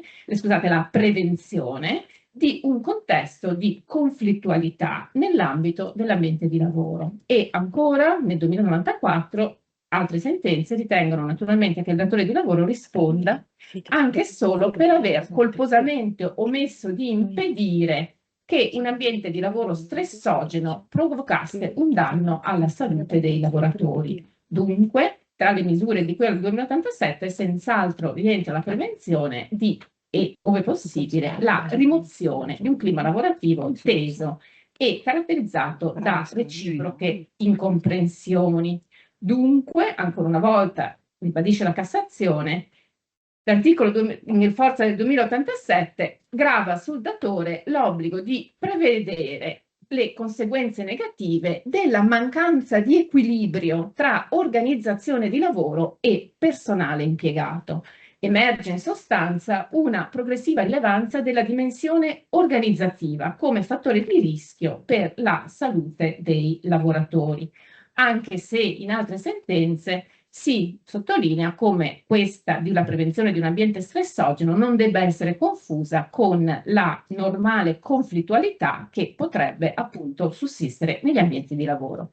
Vi è poi la rilevanza della Convenzione OIL 190 del 2019. È stata definita sulle molestie e sulla violenza. È stata definita una convenzione silenziosa, è stata ratificata nel 2021 con la legge 4/2021, ma si è detto quasi non ce ne si è accorti, diciamo, perché un po' nella convinzione che il nostro ordinamento fosse già sufficientemente, diciamo, tutelante contro le molestie e contro la violenza. In realtà, appunto, questa convenzione all'articolo 9 richiede espressamente di includere violenza e molestie anche appunto non connesse a fattori di discriminazione vietati nella gestione della salute e della sicurezza sul lavoro e appunto chiede l'identificazione di pericoli e la valutazione dei rischi relativi appunto alla violenza e alle molestie e l'erogazione di adeguate informazioni e formazione alle lavoratrici e ai lavoratori.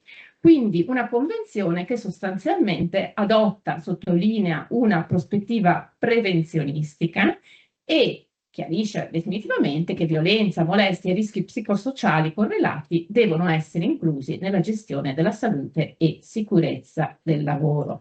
definendosi le molestie come un insieme di pratiche e comportamenti inaccettabili, sia che vengano portati avanti con un'unica occasione, sia appunto ripetutamente. Forse vale la pena di chiarire, di menzionare che la Cassazione ha già avuto modo di fare riferimento a questa convenzione in alcune sentenze, in particolare in una, in cui ha pure chiarito che la Convenzione ha il ruolo di rendere effettivo il diritto ad un luogo di lavoro libero da violenze e molestie. Peraltro, naturalmente, c'è il tema della efficacia o no, diciamo, se sia stato sufficiente oppure no la legge, diciamo, di ratifica di questa convenzione, perché sostanzialmente non sempre tutte le convenzioni appaiono complete e determinate nel loro preciso contenuto.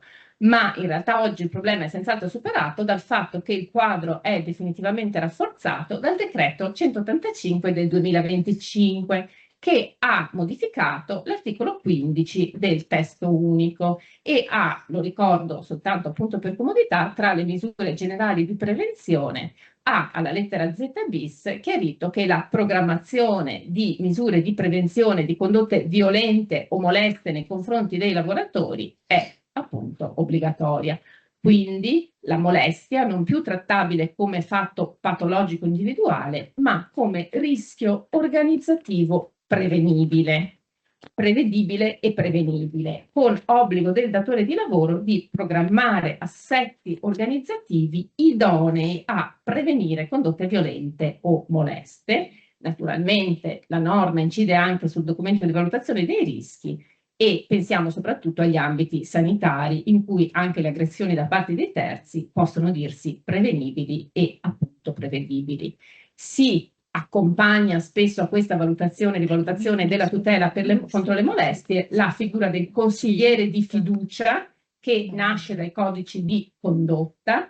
Per esempio nell'Università di Padova si affianca al CUG come figura distinta una sorta di sportello che assiste chi segnala molestie e che è senz'altro importante. Si sottolinea anche in questo ambito, per esempio, il ruolo della contrattazione collettiva che nel comparto sanità appunto si occupa anche della consigliera, del consigliere di fiducia.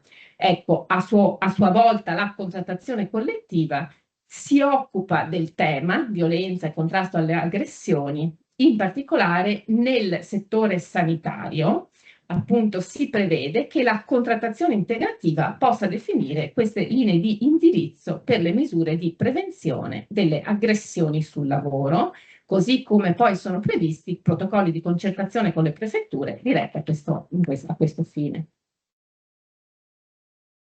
Torno un attimo sulla giurisprudenza che citavo prima per riagganciarmi al tema della disabilità, della tutela di genere e appunto dell'intersezionalità. Aggiungo, diciamo, una parte del dibattito che si è avuto su questi temi ha riguardato la rilevanza particolare di un ambiente stressogeno per soggetti particolarmente vulnerabili e qui diciamo il dibattito si è abbastanza acceso. Ecco, la Cassazione secondo me ha preso una direzione importante in questo senso, cioè l'articolo 2087 viene violato non solo, come diciamo già da tempo in altri ambiti si dice, là dove il datore assegna ai dipendenti mansioni oggettivamente morbigine, ma anche quando, cioè il 2087 è violato, anche quando il datore di lavoro, essendo a conoscenza dell'incompatibilità delle mansioni con le condizioni di salute del dipendente, non ricerchi mansioni compatibili.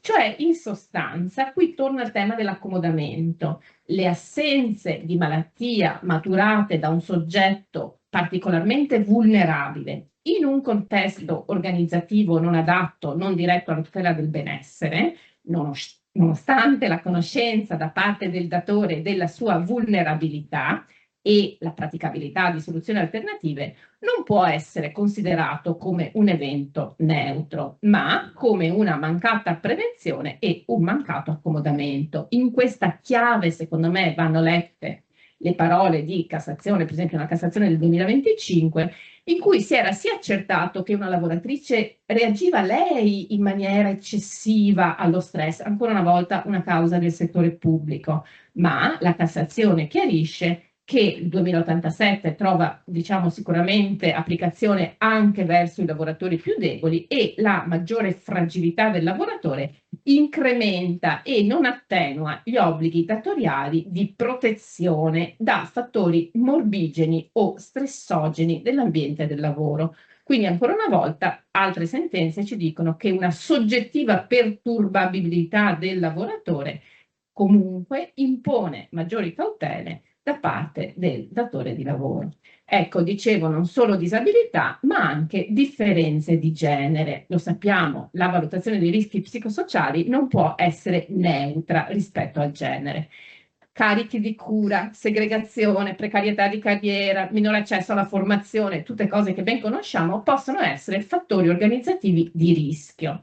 La stessa flessibilità, e lo abbiamo sentito e lo sappiamo, è ambivalente, perché da un lato è strumento per ridurre il rischio psicosociale, se consente effettivamente una buona conciliazione di vita e lavoro, ma aumenta il rischio psicosociale se produce isolamento, marginalizzazione, minore accesso a incarichi, formazione e progressioni, tutte questioni che possono generare questo stress organizzativo. Quindi flessibilità abilitante, ma flessibilità anche segregante. E ancora naturalmente l'intersezionalità di cui ormai tanto si parla.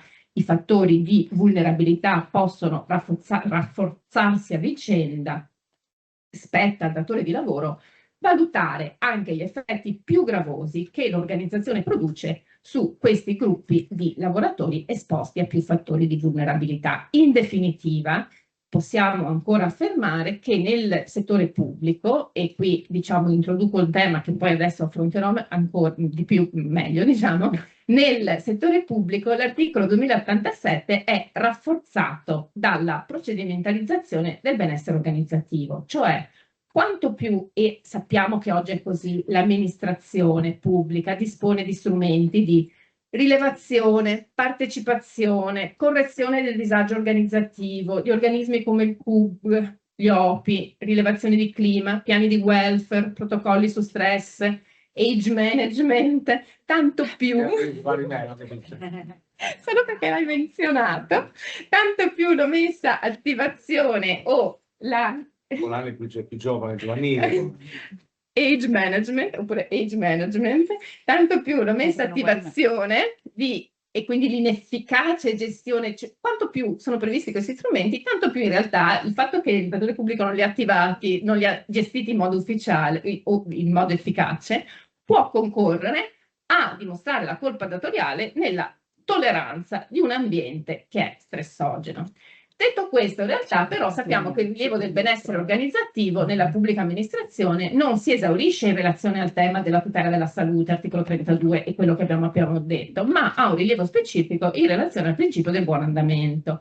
E tasselli normativi, ce l'ha detto Esposito, io lo ripeto, sono l'articolo 7 del 165 che prevede che le pubbliche amministrazioni garantiscano un ambiente improntato al benessere organizzativo, ma anche l'articolo 57 relativo al Comitato Unico di Garanzia, che è deputato tra l'altro proprio alla valorizzazione del benessere di chi lavora e che sostituisce, come sappiamo, i comitati per le pari opportunità e i comitati paritetici sul mobbing.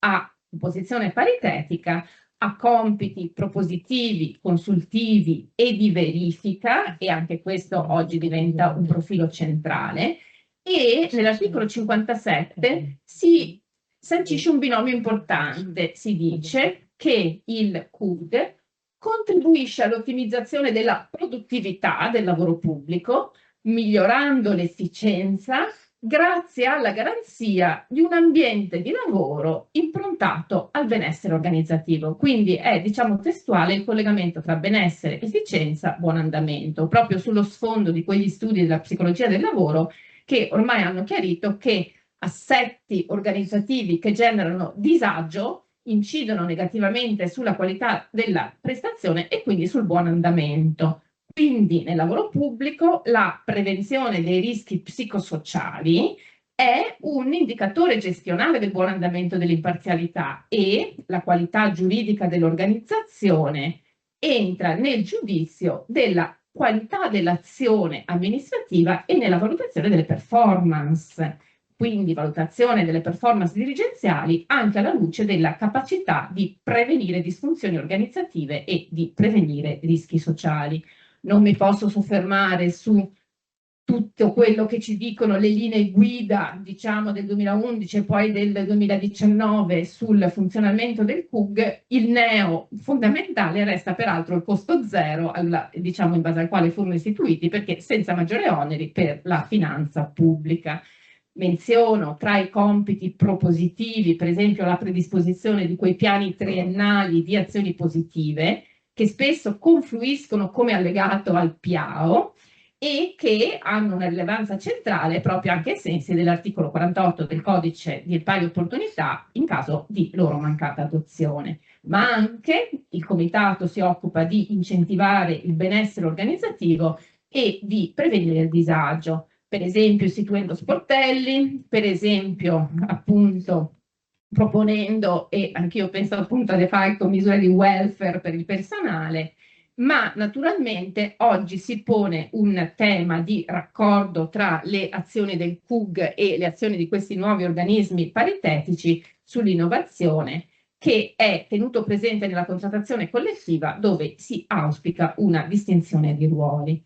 Ecco, cerco di andare, diciamo, velocemente su altre cose. Abbiamo detto compiti anche consultivi, e qui spetta anche alla contrattazione collettiva prevedere ulteriori ipotesi di coinvolgimento procedurale, appunto, ma anche compiti di verifica del clima organizzativo tramite questionari anonimi. A Padova diciamo, ce ne stanno sottoponendo uno proprio in questi giorni, lo stesso CUG, e la cosa importante è che le informazioni che vengono prodotte dal CUG possono essere utilizzate proprio per valutare la qualità dell'organizzazione amministrativa. Infatti nelle linee guida 11 e 19 si valorizza il raccordo tra questi presidi interni a tutela del benessere organizzativo. Sono tutti chiamati a cooperare nella lettura dei dati organizzativi e poi nella proposizione di misure correttive.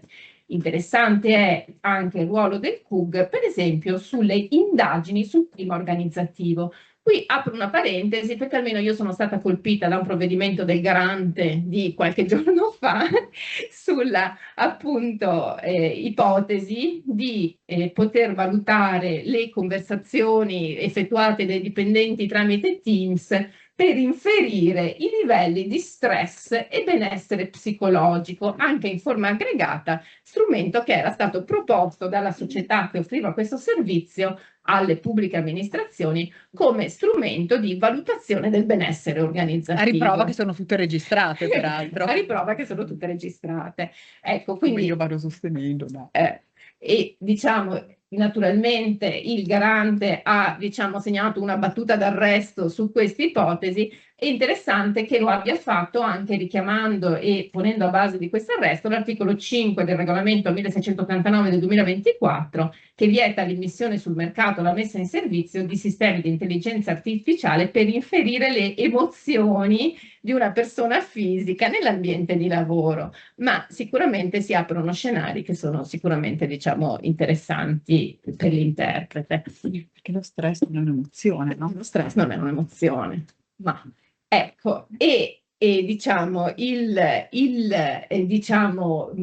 compiti del CUG naturalmente restano centrali. Naturalmente forse vale la pena di richiamare la recentissima evoluzione che vi è stata nel nostro ordinamento grazie all'attuazione della direttiva 1500 del 2024, che è quella direttiva diretta a rafforzare gli organismi di parità uomo-donna. Proprio recentissimamente il decreto 91 del 2026 ha preso vita e, diciamo, è stato istituito l'organismo per la parità, che subentra alla consigliera nazionale di parità, ma si coordinerà con la rete territoriale e resta invariato, diciamo, il suo rapporto con il CUG.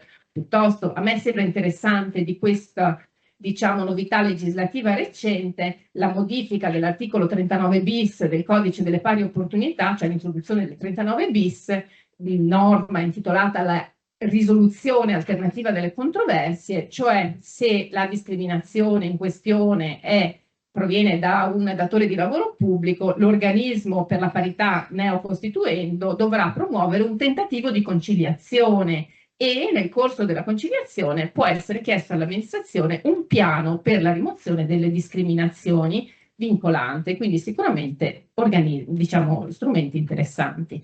Ecco, vado avanti nella carrellata dei frammenti normativi, arrivo alla fine dell'intervento, cito soltanto l'articolo 13 del DPR 62 del 2013 che impone al dirigente di curare il benessere organizzativo nella struttura a cui è preposto e questo naturalmente ce la dice lunga su come il dirigente risponda quando non, o dovrebbe rispondere, quando non intervenga su fattori organizzativi che rientrano nella sua sfera di gestione. Quindi chiaramente anche dal punto di vista della valutazione delle performance, ma anche delle ulteriori responsabilità.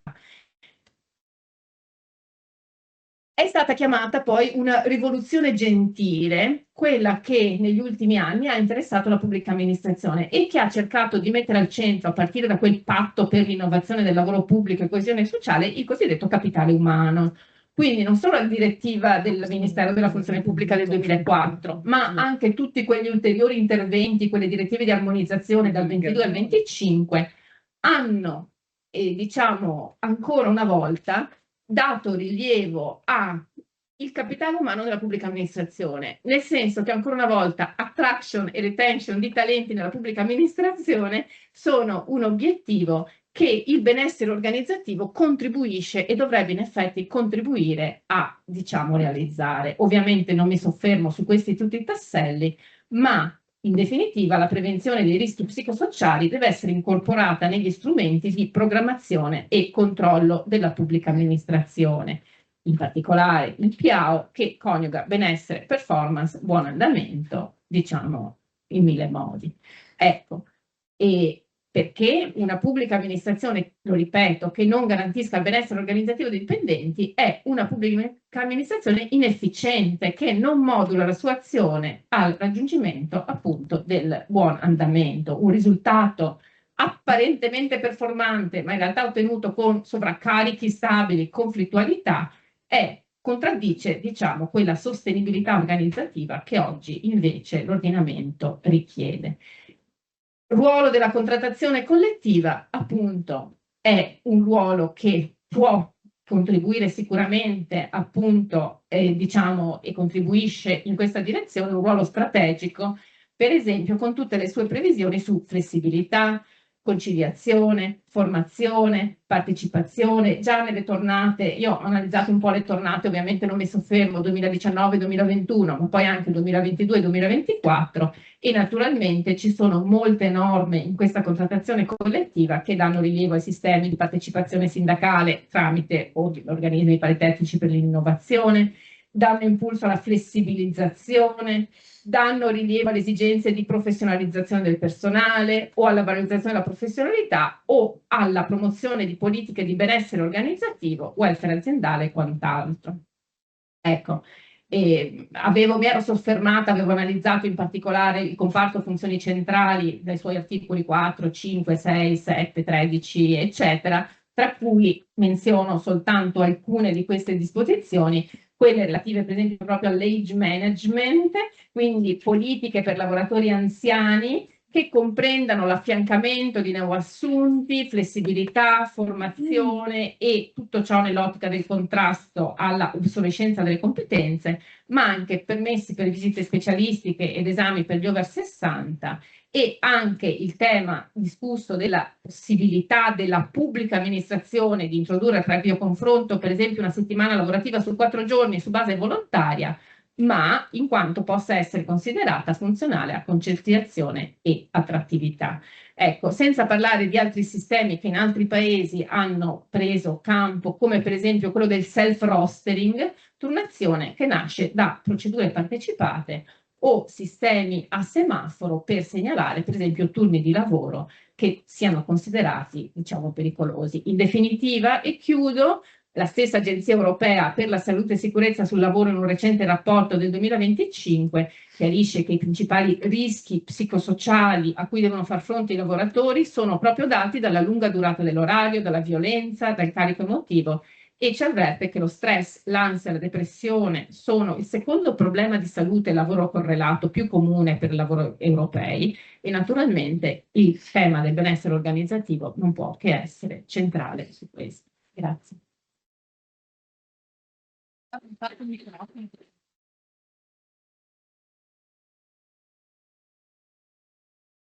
Davvero un ringraziamento alla professoressa De Mozzi. Già vedo lo scritto pronto, mi rasserena molto per le consegne prossime. Questo è stress, lavoro con l'altro. Che ho imparato a esercitare il professor Boscati, vero maestro di costrizione organizzativa.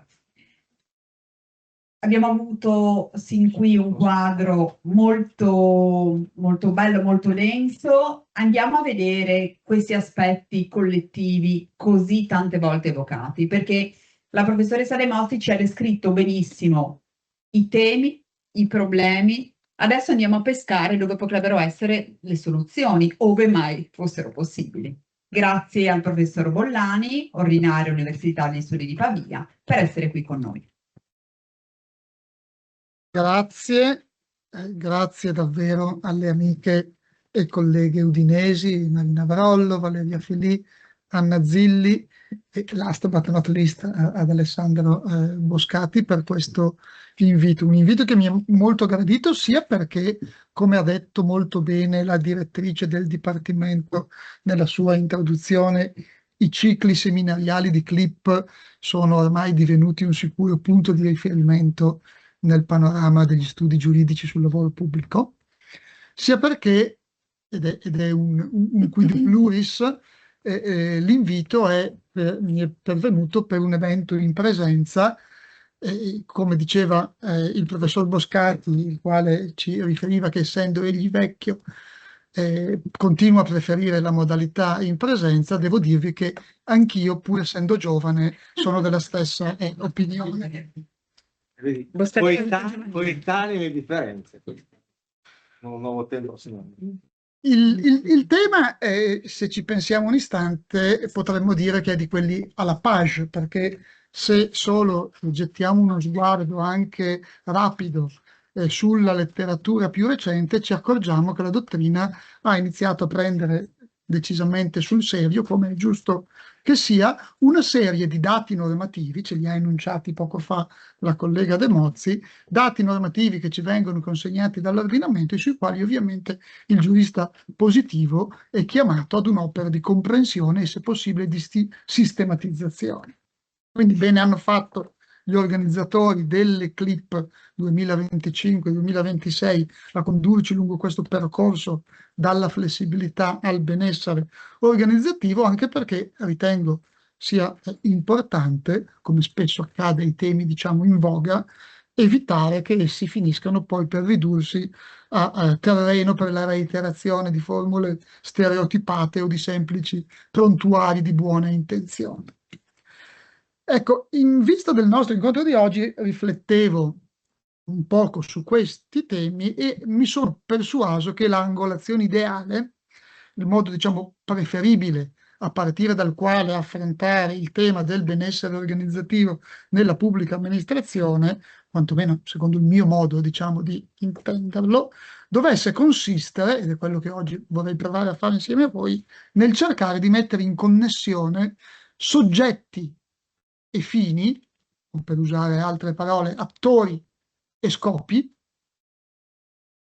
di una impresa, perché così forse la possiamo definire, cioè la ricerca appunto del benessere organizzativo, a cui, ripeto, non può più oramai essere assegnato un rilievo meramente descrittivo, perché al benessere organizzativo rinviano frammenti testuali interni all'ordinamento giuridico che gli assegnano un'indubbia rilevanza giuridica nel diritto vigente, e l'impresa della ricerca del benessere organizzativo oramai quindi ha una dimensione di sicura rilevanza e importanza non solo diciamo nel campo delle scienze dell'organizzazione ma anche del diritto. Ora, parlare di soggetti significa fondamentalmente cercare di comprendere chi abbia il compito e la responsabilità di promuovere il benessere organizzativo e di adottare misure organizzative funzionali a realizzarlo, e parlare di scopi significa chiedersi perché o in vista di quali fini sia il soggetto tenuto a farlo. Ora, qui diciamo i riferimenti normativi sono già stati illustrati dalla professoressa De Mozzi. Aggiungo solo, perché mi piace ricordarlo, che rispetto a questo tema l'antecedente, forse più risalente, si radica proprio dentro all'ambito del lavoro pubblico, in un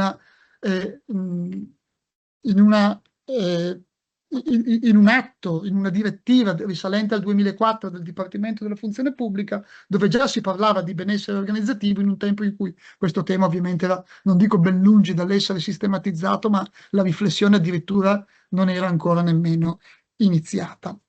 Poi entra nel testo unico 81 del 2008 all'articolo 2,1 lettera O quella nozione di tutela della salute intesa nei termini che ci sono stati riferiti, ma poi con le novellazioni progressive del decreto 165 del 2001 noi abbiamo due norme già ricordate, l'articolo 7 da un lato e l'articolo 57 dall'altro, che sono importanti perché con le modifiche intervenute nel 2010 noi da un lato ci troviamo di fronte ad una norma, l'articolo 7 primo comma, all'interno del quale gli obblighi di protezione della pubblica amministrazione verso i lavoratori contengono oramai un riferimento esplicito al benessere organizzativo. Vi leggo testualmente la norma, perché le pubbliche amministrazioni sono tenute a garantire un ambiente di lavoro improntato al benessere organizzativo e si impegnano a rilevare, contrastare, eliminare ogni forma di violenza morale o psichica al proprio interno. Io ovviamente qui adesso non mi avventuro nel tentativo, che sarebbe inevitabilmente fallace, di restringere entro una definizione puntuale che cosa il benessere organizzativo sia, perché non ne abbiamo una definizione e forse su questo specifico profilo il mio pensiero diverge leggermente da quello della collega, perché tendo abbastanza a diffidare o a rifugire dal metodo che attinge da altre scienze definizioni che poi assumono rilevanza giuridica, ad esempio appunto gli studi di psicologia del lavoro o di altre discipline. Noi abbiamo già vissuto una serie di cortocircuiti nel diritto del lavoro, penso alle nozioni di mobbing, straining e chi più ne ha più ne metta, in cui qualche giudice persino affida al consulente tecnico, uno psicologo del lavoro che si è inventato un mestiere anche abbastanza remunerativo, di definire se ci sono tutte le fasi per dire che quello è mobbing o non è mobbing, ma non ti basta il 2087. A te giurista, interprete, per capire se è lesa o non è lesa la personalità morale, ovviamente con la flessibilità che è rimessa all'interprete da tutte le norme, tipicamente diciamo a fattispecie aperta. Certo, non sappiamo esattamente che cosa sia il benessere organizzativo, sappiamo cosa non è, cioè non è soltanto da restringersi nel contrasto a ogni forma di violenza morale o psichica, perché la congiuntiva ci fa comprendere che si tratta di due cose diverse. Solo che poi la giuridificazione, diciamo, del benessere organizzativo, che emerge già limpidamente nel primo comma dell'articolo 7, non può dirsi, diciamo, completata senza tenere conto che nel parimenti novellato terzo comma dell'articolo 57 del decreto 165, dove si disciplina il comitato unico di garanzia, lì testualmente, pure leggo dalla norma, si dice che il benessere organizzativo è funzionale a favorire il miglioramento e l'andamento della pubblica amministrazione, aperte virgolette, migliorando l'efficienza delle prestazioni collegate alla garanzia di un ambiente di lavoro caratterizzato dal rispetto dei principi, eccetera, eccetera.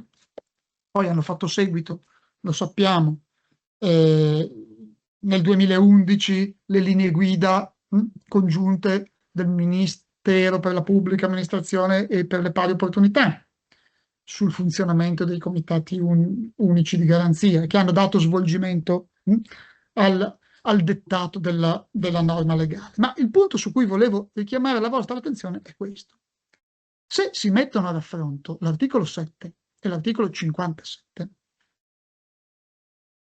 emerge limpidamente da questo raffronto come il benessere, organizzativo, sia visualizzato dall'ordinamento giuridico in maniera ambivalente.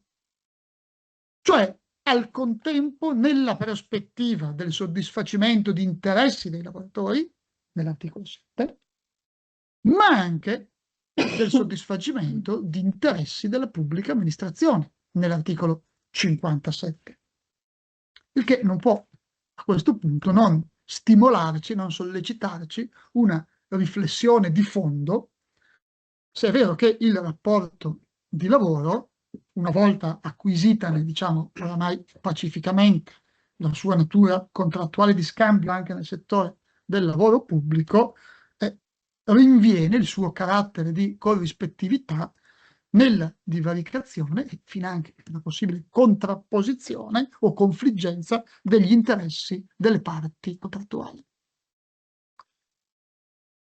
Ora, ovviamente, affermare che la promozione del benessere organizzativo soddisfa un interesse anche della pubblica amministrazione in vista del migliore conseguimento dei propri scopi istituzionali, l'efficienza dei servizi, l'attrazione dei talenti, la loro retention, l'iniezione di motivazione, di commitment nel lavoratore pubblico, non è di per sé incompatibile, va da sé, col perseguimento dell'interesse dei lavoratori. Cioè, l'interesse dei lavoratori, semmai, se viene soddisfatto in via immediata, dovrebbe nel disegno del legislatore generare in via mediata un migliore soddisfacimento degli interessi dell'amministrazione. Ma il gioco è un gioco complicato a essere governato. E quindi il vero quesito è, ma in vista di alla luce di questa coesistenza di diversi interessi e dell'auspicato conseguimento di entrambi in un gioco virtuoso, quali sono i processi attraverso cui si adottano queste misure? Il che si traduce in un quesito per il giurista del lavoro che implica di mettere a fuoco quale sia il ruolo sindacale, come operino gli strumenti partecipativi, di cui pure la nostra legislazione e la contrattazione collettiva abbondano su questo terreno, da un lato, vis-à-vis con le determinazioni manageriali che competono alla dirigenza, alla quale ovviamente, come ognuno di noi ben sa, sono assegnati i poteri del privato datore di lavoro, ex articolo 5 del testo unico. Ora, ovviamente non è che il benessere organizzativo interessi solo la pubblica amministrazione, intendiamoci. Anche le imprese private hanno le stesse esigenze, ma nel lavoro pubblico entra in gioco anche un interesse pubblico, entra in gioco l'articolo 97 della Carta Costituzionale e il discorso diviene dunque molto più complesso, molto più delicato, appunto, alla luce della rilevanza costituzionale del principio di buon andamento. Ora, qui già la collega De Mozzi ha ricordato molto bene tutta una serie di fonti legislative, regolamentari, secondarie, paranormative, insomma, che concorrono a restituirci un quadro oramai abbastanza articolato di fonti, con le virgolette, insomma, in senso lato. È stata anche menzionata la grande rilevanza che nelle main issues del PNRR è stata posta sulla digitalizzazione della pubblica amministrazione e sulla valorizzazione del capitale umano. Non ci ritorno, è stata evocata incidentalmente nell'introduzione del professor Boscati anche l'intelligenza artificiale. Ovviamente, certo, ci sono da considerare tutti i rischi potenziali sul benessere psicosociale. Io, diciamo, non sono un tecnofobico e quindi, come dire, confido nella capacità di chi queste cose dovrà maneggiare di avvalersi di tutta l'innovazione tecnologica al fine di migliorare le condizioni di benessere sui luoghi di lavoro.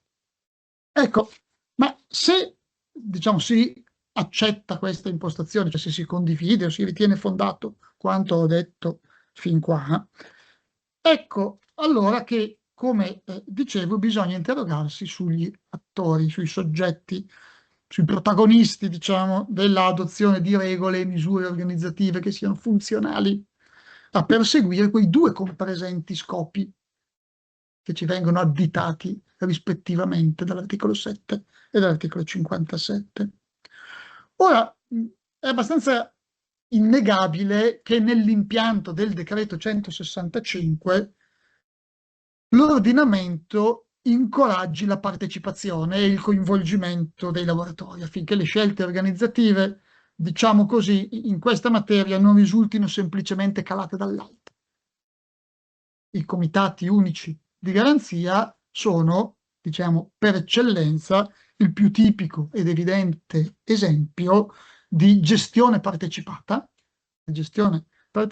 finalizzata appunto, tra le altre cose, al conseguimento del benessere organizzativo. Ma poi se noi andiamo a guardare al modo in cui la partecipazione è andata configurandosi e vivendo dentro alle scelte anche della contrattazione collettiva, constatiamo ad esempio che gli organismi paritetici per l'innovazione, cui già accennava la professoressa De Mozzi, sono anch'essi espressione, leggo anche qui testualmente dall'articolo 6 del contratto di comparto delle funzioni centrali, gli organismi paritetici per l'innovazione sono finalizzati al coinvolgimento partecipativo delle organizzazioni sindacali su tutto ciò che abbia una dimensione progettuale, complessa e sperimentale di carattere organizzativo della amministrazione.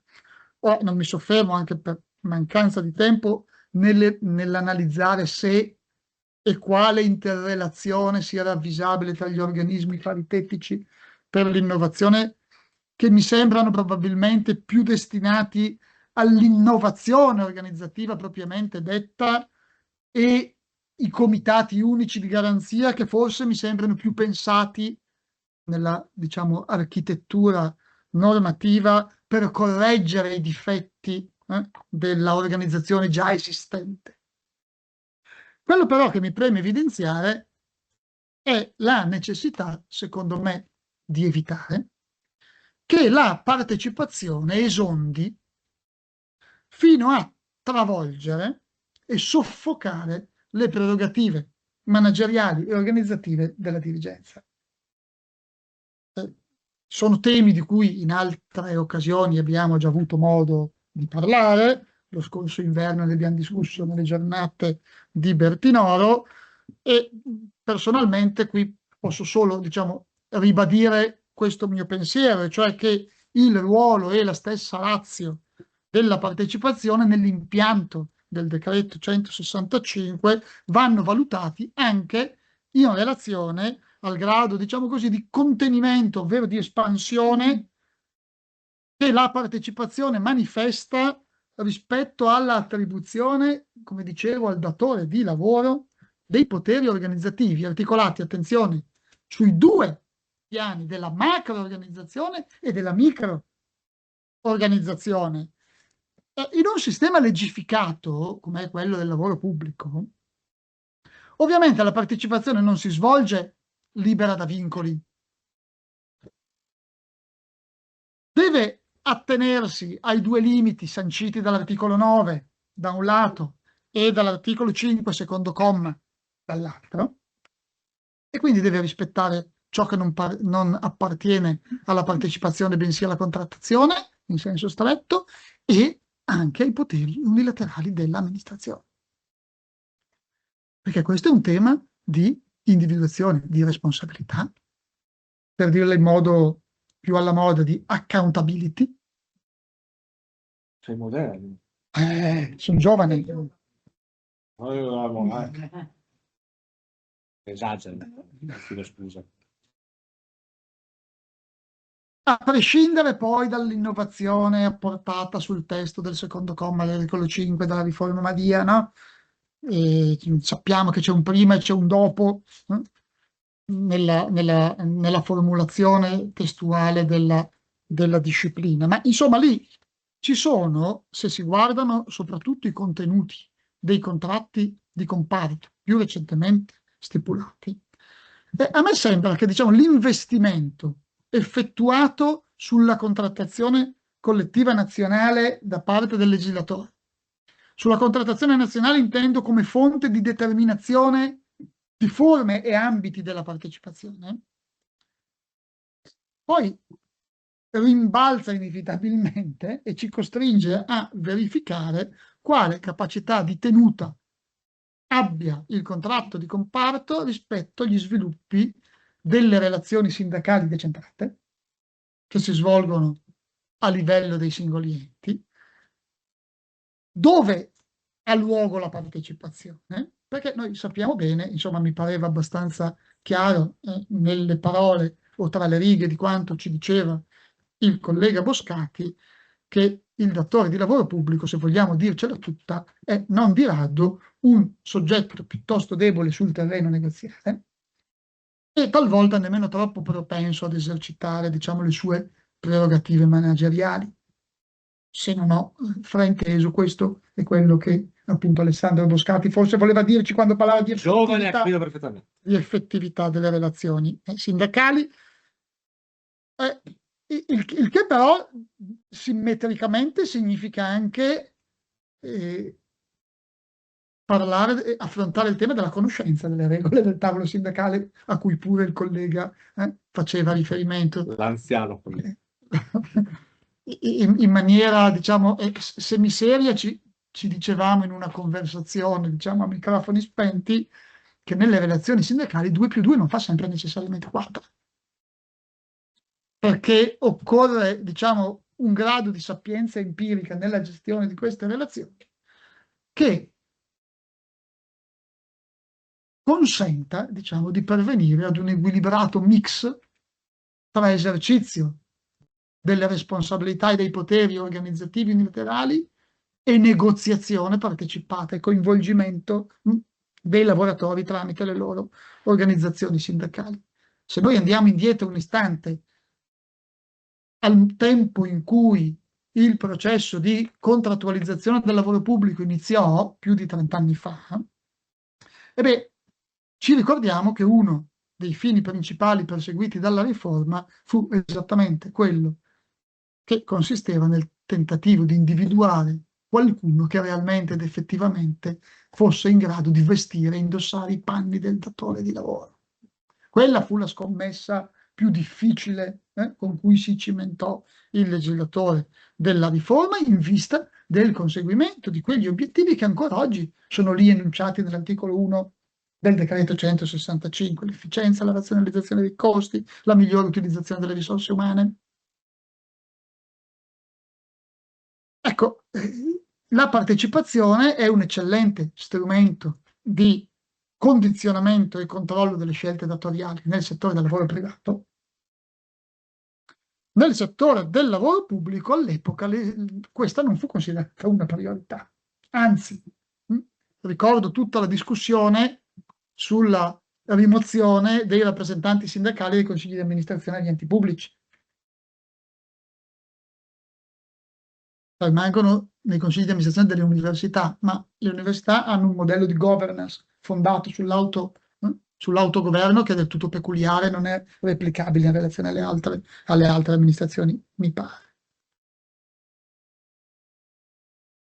Ecco, nei contratti di comparto, come dicevo, noi troviamo la riproduzione abbastanza stereotipata nei vari contratti di comparto di clausole che prevedono obblighi di informazione, poi seguite da un incontro di approfondimento, anche per ciò che attiene gli atti di organizzazione degli uffici di cui è l'articolo 6 del decreto 165, compreso il piano triennale dei fabbisogni del personale, cioè entrando a pie pari nell'area persino della macro organizzazione. nemmeno della microorganizzazione, della gestione dei rapporti di lavoro. E questa non è una cosa che personalmente mi senta di salutare con favore, perché sono tra quelli che non si dicono persuasi della tesi, pure autorevolmente sostenuta in dottrina, secondo la quale si dovrebbe ritenere che le organizzazioni sindacali siano assegnatarie anche, oltre che ovviamente di una funzione di tutela degli interessi dei propri associati, anche di un ruolo, diciamo così, di concorso alla realizzazione o di garante del conseguimento di interessi generali. Ho già avuto occasione in altre sedi di dire perché questa tesi mi convince, mi scuso se diciamo qui la ribadisco piuttosto apoliticamente, solo in termini estremamente sintetici. A me sembra che sia, come posso dire, la natura soggettiva del sindacato e forse anche lo stesso principio di libertà sindacale ad impedire questa concezione del ruolo del sindacato anche nel lavoro pubblico. Una cosa, anche perché se è così, mi rispondi sul piano contabile. Poi Certo. la copertina. E aggiungerei che poi comunque c'è una disciplina speciale nel lavoro pubblico e quella... No, non è che puoi prendere soltanto quello che ti fa comodo. Quindi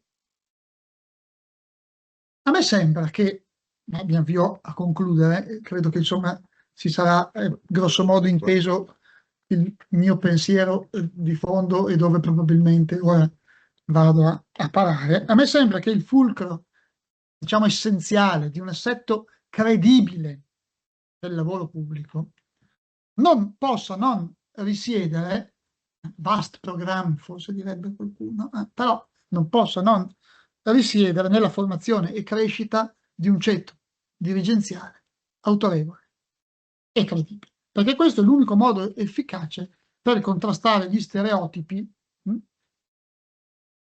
ossia quelle visioni che ho chiamato nichiliste, certamente demagogiche, secondo le quali nella pubblica amministrazione l'inefficienza è di casa, la migliore riforma della pubblica amministrazione è avere meno pubblica amministrazione e via di questo passo.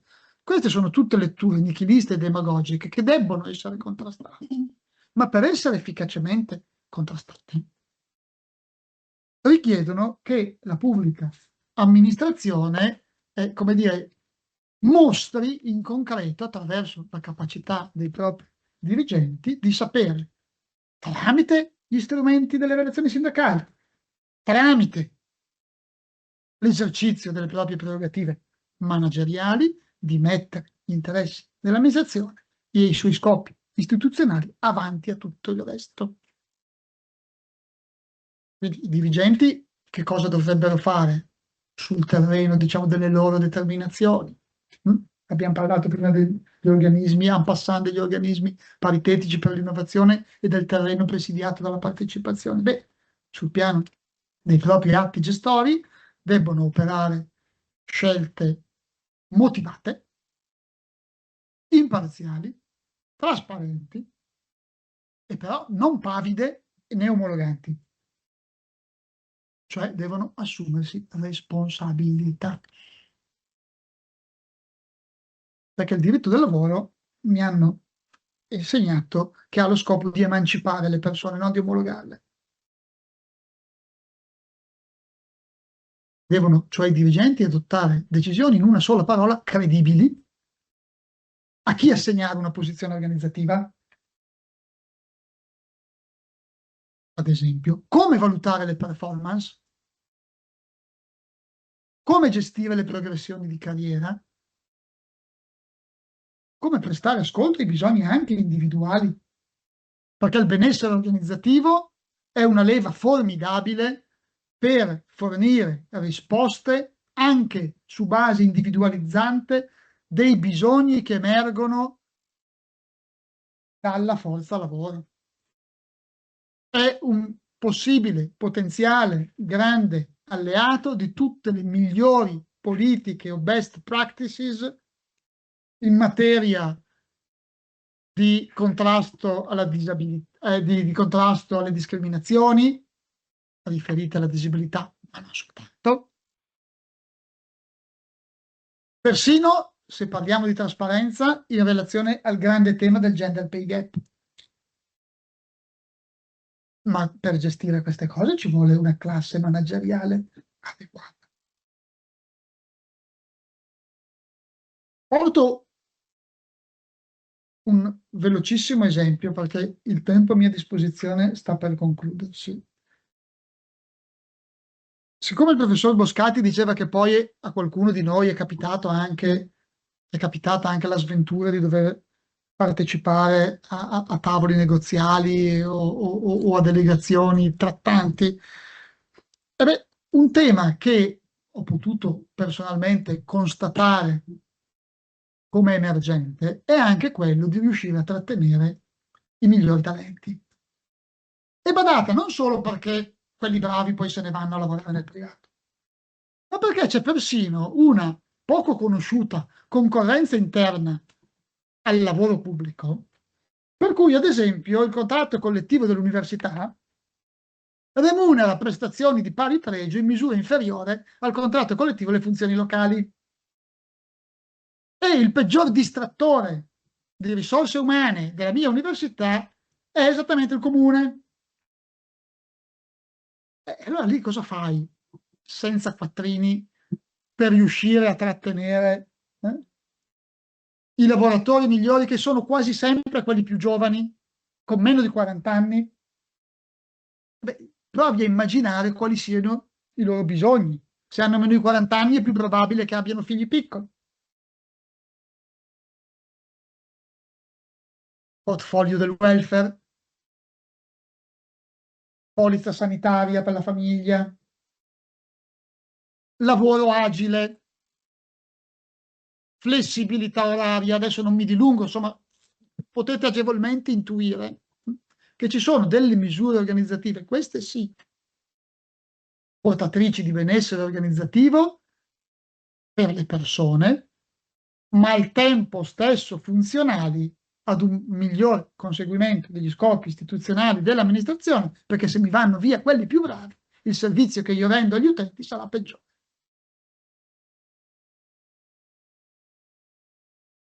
Ecco, per tutto questo servono, l'ho già detto, lo ripeto, capacità e leadership, che ovviamente si possono allenare, possono essere oggetto di formazione, di progressivo miglioramento, ma richiedono anzitutto un setting, diciamo, culturale non sempre scontato e che deve portare la dirigenza pubblica ad una veduta perfettamente antitetica rispetto a quella che alcuni hanno descritto come il fenomeno della cosiddetta burocrazia difensiva.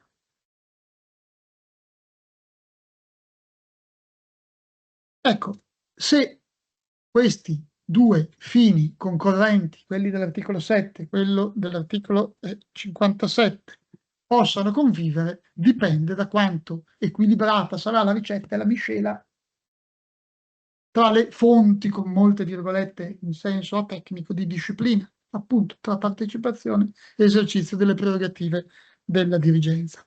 Senza eccessive velleità, intendiamoci. A me pare francamente troppo pensare, come invece hanno generosamente scritto alcuni bravi colleghi, che la ricerca del benessere organizzativo sia declinabile come ricerca della felicità o come diritto alla felicità. Questo forse mi parrebbe persino troppo immaginare di giuridificarlo, diciamo. Ecco. Dopotutto, lavorare stanca. Chi lavora sì. Lavorare stanca, non per citare Cesare Pavese, ma è proprio la fatica per chi è disposto a farla che conferisce al lavoro, diciamo, nobiltà in sé al lavoro, il che può e deve però collocarsi dentro a condizioni ideali perché il lavoro sia efficacemente svolto, con adeguato grado di impegno e però con l'aspettativa di essere adeguatamente valorizzato. Grazie. No.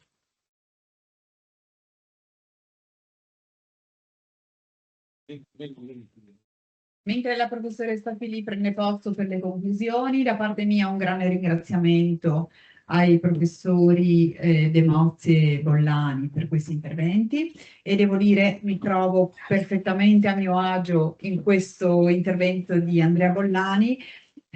Veniamo da un lungo PRIN sulla partecipazione, PA e la professoressa Marina Brollo. Questo lungo PRIN sulla partecipazione aveva questo obiettivo di trovare strategie per l'inclusione e il contrasto alle discriminazioni.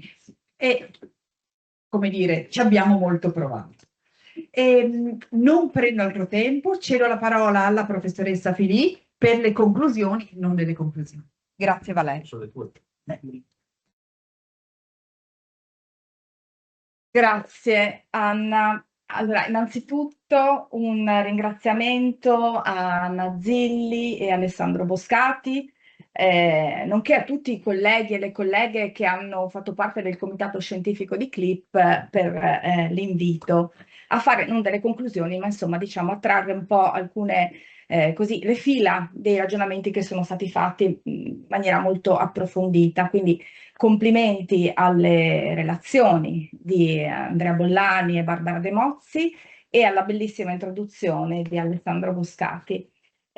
Complimenti anche per questo ciclo di seminari, Anna e Alessandro, perché ovviamente la vostra energia ha coinvolto tutti questi colleghi e colleghe. Organizzare non è mai semplice, lavorare stanca, ma organizzare è molto difficile, e organizzare specialmente delle cose che funzionano, quindi complimenti. Tema molto interessante e molto complesso oggi. Io farò soltanto alcune puntualizzazioni, perché ovviamente anche prendendo spunto dalle cose che sono state dette, quindi ho buttato giù qualche idea, ma che ho arricchito mentre parlavate, quindi prendendo degli appunti. Allora, una riflessione sul benessere organizzativo e flessibilità nel pubblico impiego, facendo da ponte a quanto diranno i giovani, quindi è un modo per passare poi il testimone alle relazioni dei giovani e delle giovani che sentiremo tra poco, che hanno partecipato alla selezione, quindi i cui paper sono stati scelti in una rosa abbastanza ampia, no? Perché poi ha sottolineato, poi lo dirà Anna, però questi eventi sono sempre corredati adesso da questa partecipazione molto ampia di giovani studiosi, che ovviamente impreziosiscono poi in realtà la riuscita dell'evento. Allora, una considerazione: si parla oggi molto di transizioni, transizione digitale, transizione ecologica, transizione demografica. Possiamo dire che il pubblico impiego vive una costante transizione, no? Una transizione ormai permanente da oltre 30 anni, quindi il concetto di adattamento al cambiamento è qualcosa a cui le pubbliche amministrazioni, i dirigenti, i dipendenti delle pubbliche amministrazioni hanno vissuto, vivono costantemente, si sono quasi abituati a confrontarsi con questo cambiamento, anche prima e in maniera comunque diversa e perdurante rispetto al lavoro privato. Pensiamo alla digitalizzazione, che già aveva trovato nel telelavoro, poi vabbè, nello smart working, ma già nel telelavoro questa introduzione. Pensiamo alla valutazione della performance, pensiamo agli accomodamenti ragionevoli che sono stati citati, addirittura che poi hanno trovato anche la istituzione del disability manager. Quindi diciamo è effettivamente un terreno ricco e foriero di iniziative e di a volte cambiamenti con delle fughe in avanti.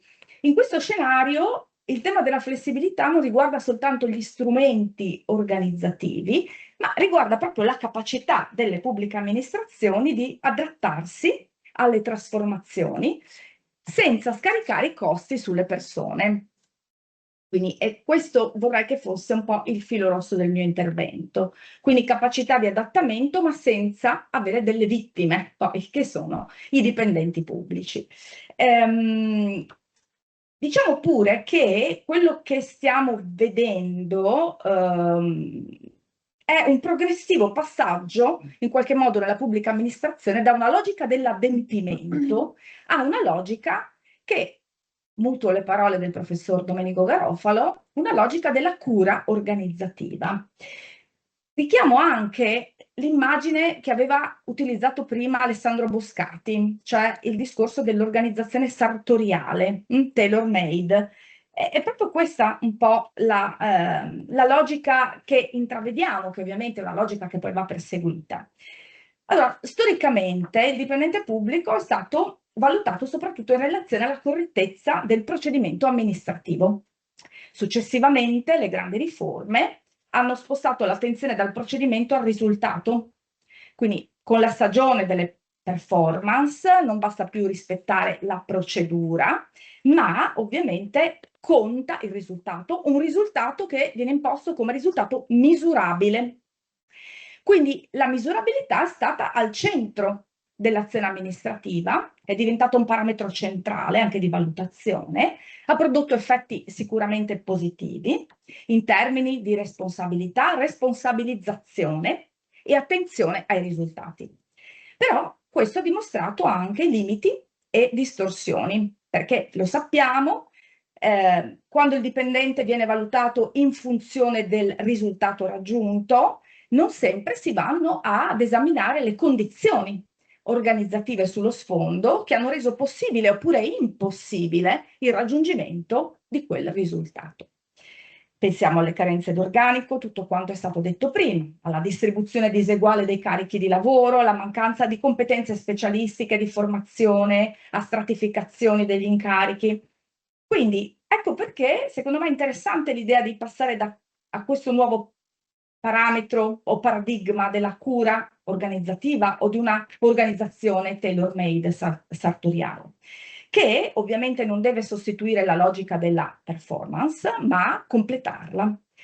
È chiaro che dobbiamo zoomare, dobbiamo andare a guardare l'azione amministrativa non soltanto per il prodotto, quindi quello che viene prodotto, il risultato dell'azione, ma le condizioni che hanno consentito a quel risultato di essere prodotto e in cui quel risultato si costruisce. Questo è un cambiamento ovviamente di prospettiva che a questo punto ci consente con un grandangolo di andare a guardare l'azione delle persone che lavorano nell'amministrazione. Per molto tempo, io non sono un'esperta di lavoro pubblico come i colleghi che mi hanno preceduto, ma insomma per lungo tempo mi pare di aver capito che il dipendente pubblico è stato considerato proprio un fattore produttivo da governare tramite regole, procedure, sistemi di controllo. È chiaro che con quest'idea della valorizzazione del benessere organizzativo emerge una nuova consapevolezza, una diversa sensibilità, possiamo dire, che guarda la gestione del personale andando a mettere al centro appunto le persone che lavorano, le loro competenze, le loro motivazioni, le loro diversità, ne abbiamo parlato prima, la loro possibilità in maniera differente, ecco perché cura organizzativa, organizzazione sartoriale, di contribuire alla qualità dell'amministrazione. Bollani ha detto prima un gioco complicato. Certo, significa ovviamente che cosa? Significa riconoscere un valore all'azione amministrativa che non si produce soltanto verso l'esterno, verso i cittadini, verso i fruitori del servizio, gli utenti, ma un valore pubblico che si costruisce in primis all'interno delle organizzazioni e quello che accade all'interno delle organizzazioni però ha un effetto verso l'esterno, cioè si riversa sulla qualità dei servizi erogati verso l'esterno. Quindi è chiaro che se accettiamo questa prospettiva diventa inevitabilmente centrale il ruolo della dirigenza pubblica, ne hanno parlato molto bene prima Boscati e Bollani, e quindi questo anche secondo me è poi il nodo della questione, la dirigenza pubblica. La storia della dirigenza pubblica, anzi la storia del pubblico impiego può essere letta dall'angolo della dirigenza pubblica, esperto sicuramente Alessandro Boscati, dirigente che innanzitutto è garante del procedimento, poi diventa garante del risultato e oggi gli si chiede qualcosa di più del risultato, gli si chiede di diventare garante del contesto organizzativo in cui quel risultato, quel procedimento si producono. Quindi il dirigente diventa un manager del contesto, deve governare il contesto. Quindi non soltanto il raggiungimento degli obiettivi, ma lo si carica anche della valorizzazione delle persone, prevenire il malessere organizzativo, se non addirittura promuovere il benessere dei collaboratori, governare relazioni sempre più complesse. È una trasformazione sicuramente molto significativa, come è stato detto prima anche da Bollani, molto problematica. Perché? Perché certamente, come è stato evidenziato, quindi cerco di riprendere le cose che sono state dette, l'ampliamento di queste responsabilità non ha come contraltare, non ha quell'ampliamento dei poteri. Quindi questa è sicuramente una criticità del sistema. C'è chi ha detto responsabilità senza potere, in qualche modo. Io che ho una figlia ormai grande, ma insomma, voglio citare invece il paradosso, è quasi un paradosso, il paradosso di Spider-Man, no? Vi ricordate, a grandi poteri corrispondono grandi responsabilità. Qua abbiamo grandi responsabilità, non sempre abbiamo adeguati poteri, o, come ha detto Bollani prima, non sempre abbiamo una classe manageriale capace di esercitare quei poteri che comunque il legislatore gli consegna. Certamente il dirigente è responsabile di risultati, di processi, è limitato, pacificamente limitato da vincoli organizzativi, dal rapporto con la politica, da vincoli strutturali su cui non sempre è in grado di incidere, o per i vincoli stessi o per le sue capacità. In ogni caso emerge questo tema del rapporto tra valutazione, performance e benessere organizzativo. Per molti anni la valutazione è stata presentata come lo strumento capace di correggere le inefficienze della pubblica amministrazione, un po' la panacea di tutti i mali, nel senso che si è attribuito un ruolo quasi eccessivo alla valutazione, un ruolo che forse è stata sovrastimata la valutazione, nel senso che si è pensato che misurare fosse sufficiente per migliorare. Questo lo vediamo anche noi nell'accademia, adesso esco da un'esperienza abbastanza, come dire, impegnativa. Ecco, misurare si è pensato fosse sufficiente per migliorare, valutare fosse sufficiente per cambiare i comportamenti, anche questa disillusione mi deriva da questa recente esperienza che ho terminato con validi colleghi.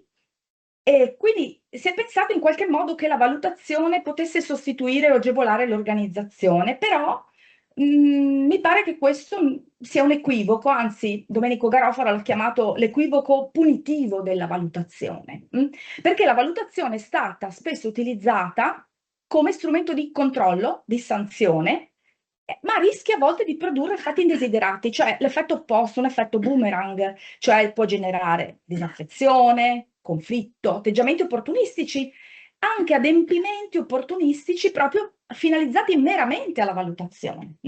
È quello che accade anche nel nostro mondo scientifico. Per questo motivo il benessere organizzativo non può, non deve essere considerato un tema separato dalla performance. Al contrario, e riprendo le considerazioni di Barbara De Mozzi, il benessere organizzativo rappresenta una delle condizioni che rendono possibile una buona performance. E questo vale ancora di più se guardiamo tutti i rischi psicosociali di cui oggi il lavoro pubblico è intriso, stress, lavoro correlato, sovraccarico, usura emotiva, eccetera, e rinvio all'intervento di Marco Esposito del 12 maggio sulla salute, il benessere organizzativo. Quindi non è un tema accessorio quello della salute organizzativa, ma la salute organizzativa diventa una qualità oggi dell'azione amministrativa. In questa prospettiva riprendo velocemente quanto detto da Barbara De Mozzi, un ruolo importante ce l'hanno i CUG, quindi i comitati unici di garanzia. Io ho avuto il privilegio di presiedere un CUG per diversi anni, sicuramente un ruolo importante e prezioso, un luogo di partecipazione, mille difficoltà e poi, come ha sempre detto Marina Brollo, le istituzioni, i comitati, gli organismi camminano sulle gambe delle persone che ne fanno parte e quindi le dinamiche, poi diventano dinamiche personali, no? Dinamiche che riguardano poi le persone che conducono quelle azioni. Quindi si sta passando ad un nuovo, diciamo, paradigma, quindi di cura delle persone, cura organizzativa, cura delle persone che lavorano nelle pubbliche amministrazioni, e queste secondo me non sono un'alternativa all'efficienza, ma un presupposto di efficienza. Chiudo con una considerazione finale. Le riforme degli ultimi decenni hanno chiesto alla dirigenza pubblica di essere garante della legalità, della performance, del merito, della qualità dei servizi. Oggi si richiede alla dirigenza di essere garanti dell'ambiente di lavoro, perché la vera sfida è proprio questa: valorizzare il merito delle persone, non mortificare le persone che lavorano nelle pubbliche amministrazioni, l'abbiamo sentito prima. La qualità dell'azione amministrativa dipende in misura non marginale, anzi direi forse prevalente, dalle condizioni nelle quali le persone sono messe, le persone che lavorano e le persone sulle cui gambe e grazie alle cui braccia l'azione amministrativa va avanti. Grazie.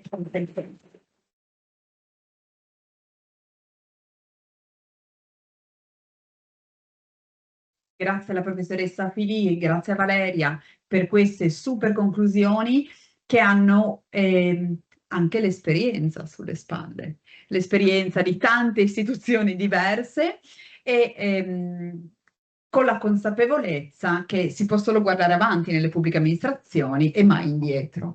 Io direi che ci siamo meritati una piccola pausa per poi entrare nella sessione dedicata alla call for paper dei giovani di varie provenienze e ci rivediamo, lo dico per chi ci sta seguendo da remoto, fra 15 minuti, ora di Udine.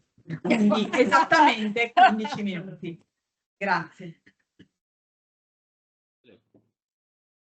Riprendiamo i nostri lavori per questa seconda sessione che con grande piacere vado a coordinare. Questa è la sessione dedicata alla Call for Clip. Ricordo solo brevemente che si tratta di una call rivolta a dottorande, dottorandi, dottori, dottoresse, assegniste, assegnisti, ricercatrici e ricercatori, volta a presentare i loro contributi scientifici inediti in questo evento udinese. La call passa attraverso una commissione di selezione che, nominata dall'Associazione Italiana di Diritto del Lavoro e della Sicurezza Sociale, ha visto quest'anno fra i selezionatori, oltre al professor Boscati che è qui con noi, i professori Bellavista, Luciani, Pinto e la professoressa Alessi. Quindi a loro dovete la vostra partecipazione qui e come dire, io sono molto grata per questa attività che si aggiunge alle 1000 incombenze dell'accademico e dell'accademica. Di che cosa parliamo? Parliamo di nuovo di flessibilità organizzativa alle pubbliche amministrazioni declinata secondo 5 tracce. Ad aprire le danze sulla prima traccia, che affronta il tema delle fonti, principi e architettura dell'organizzazione flessibile del lavoro pubblico, è il dottor Michele Mazzetti, ricercatore di Eurixe, al quale cedo con grande piacere la parola. Il tema è: ripartiamo da dove ci siamo lasciati quando parlavamo di flessibilità l'anno scorso. Parliamo di quando la flessibilità diventa precariato, parliamo di abuso del contratto a termine nel pubblico impiego e vediamo se ci sono ragioni obiettive e rimedi effettivi. Grazie Michele. Tanto, grazie professoressa e buon pomeriggio a tutte e a tutti. A me è stato dato il compito di iniziare dopo che le cose importanti erano già state dette, per cui io sono molto sereno nel mio intervento. E il coffee break fatto. Il coffee break è fatto. Prima diciamo di entrare nel merito del mio intervento, mi permetto di rubare un paio di secondi per ringraziare la professoressa Zilli e il professor Boscati, il comitato scientifico, i professori De Mozzi, Bollani, Filì e tutte le colleghe e i colleghi che ci hanno consentito e ci hanno permesso insomma di partecipare a questo importante evento. Il mio intervento intende ricostruire l'evoluzione giurisprudenziale della disciplina della flessibilità nella tensione tra potere organizzativo nella pubblica amministrazione e l'abuso del tempo determinato, diciamo, nella prospettiva europea e nazionale.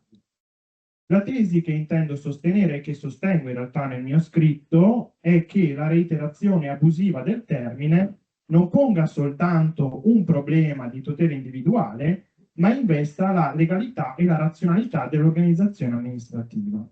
Quando il contratto a termine diviene seriale e copre quindi fabbisogni stabili, prevedibili e permanenti, non è più una tecnica di governo dell'eccezione, ma diventa un surrogato della programmazione.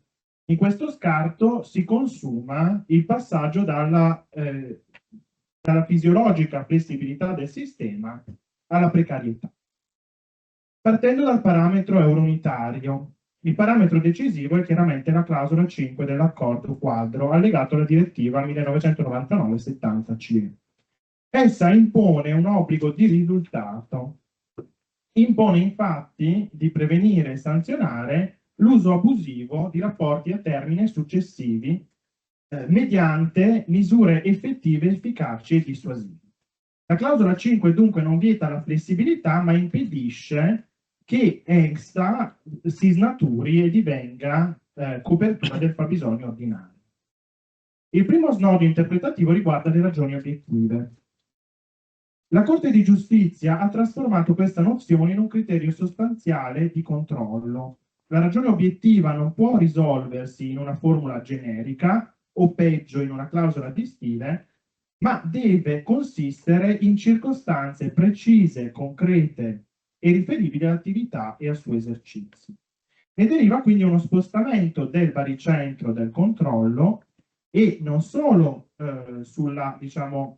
che non rileva soltanto sull'esistenza formale della causale, ma sulla idoneità a dimostrare l'effettiva temporaneità del fabbisogno stesso.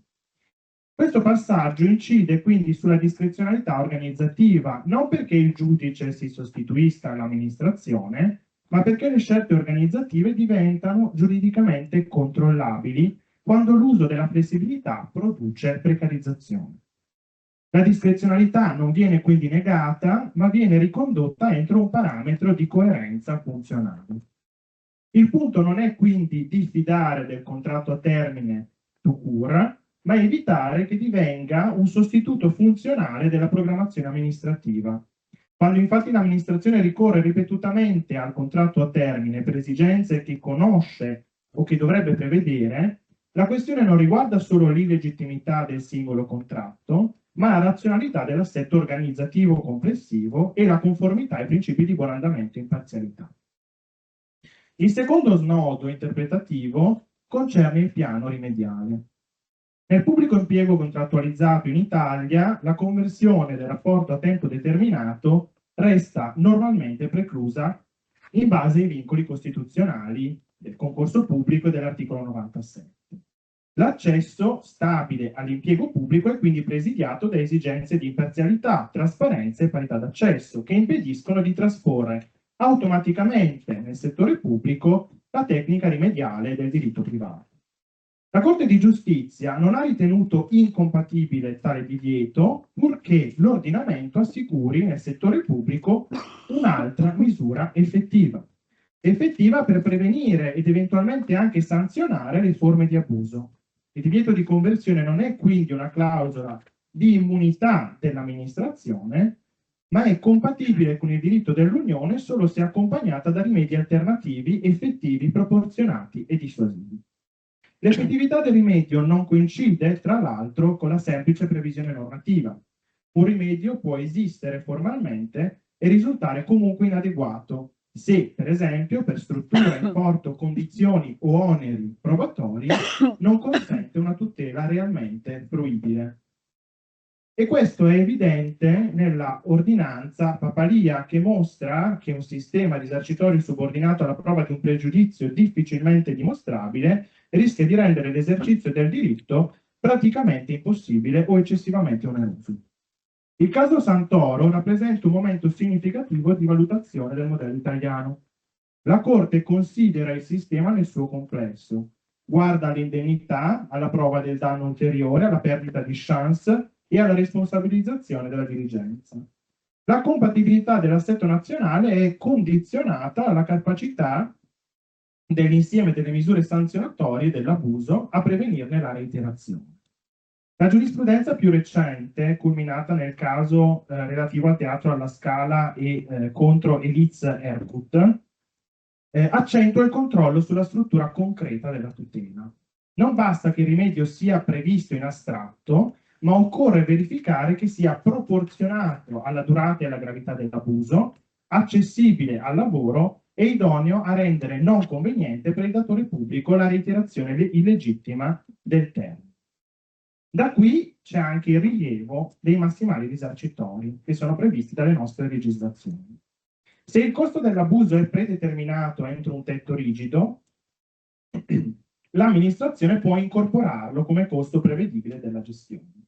E se raggiunto il massimo risarcibile la prosecuzione dell'abuso non produce conseguenze ulteriori, questo ci dice la Corte, il rimedio perde capacità deterrente. Anche il ristoro del maggior danno non può quindi restare teorico. Se l'onere probatorio è eccessivo, la tutela resta formalmente aperta, ma sostanzialmente inaccessibile.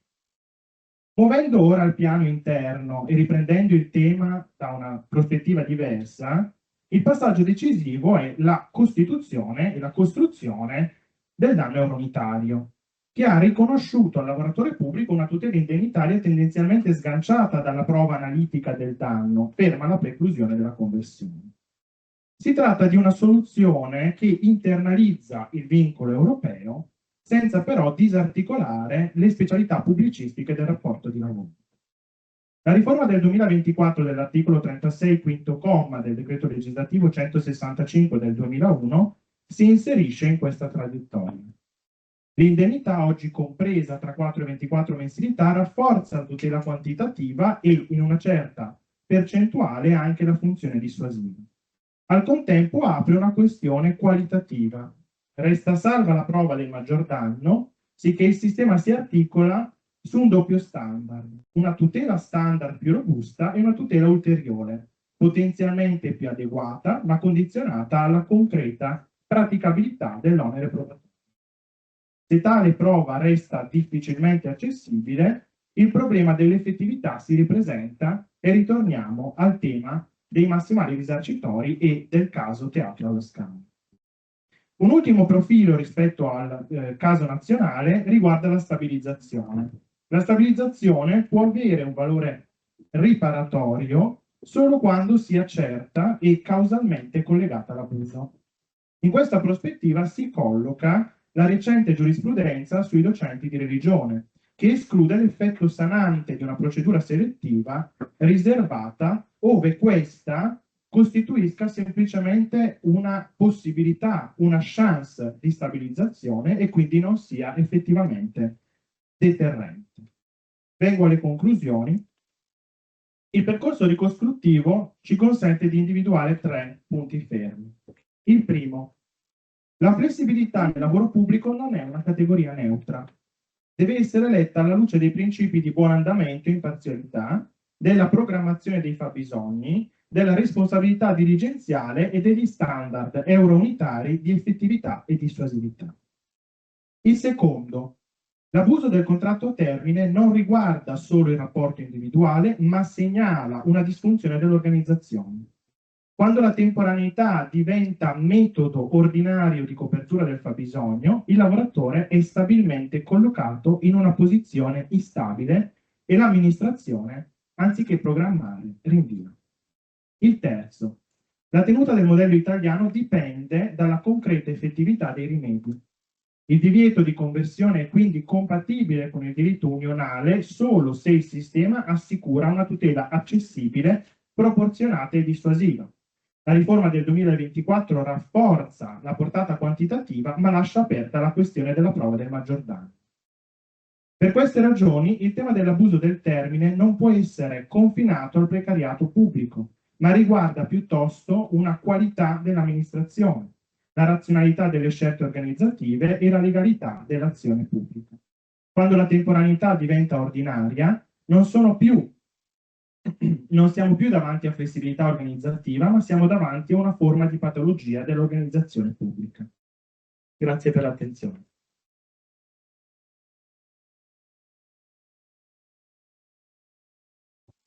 Un ringraziamento al dottor Mazzetti non solo per la perfetta gestione del tempo, ma anche per aver saputo collocare benissimo il tema, che riteniamo sempre un tema del singolo, un tema del risarcimento, un tema della deflazione del contenzioso rispetto a una posizione, per averlo collocato nelle patologie dell'organizzazione. Davvero grazie.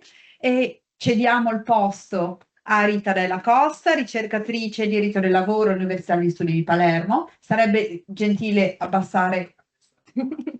Grazie, perché noi crediamo anche nella cooperazione. Mentre la collega prende posto col microfono che è lì.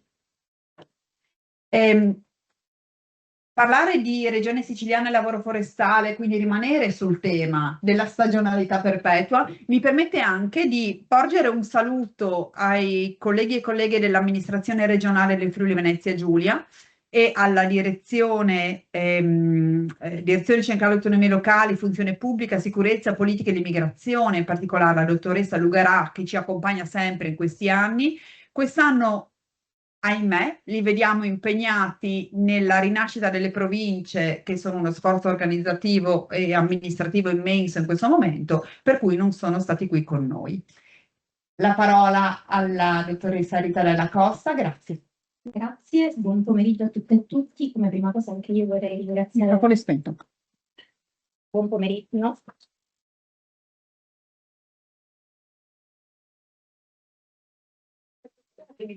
Roma 3.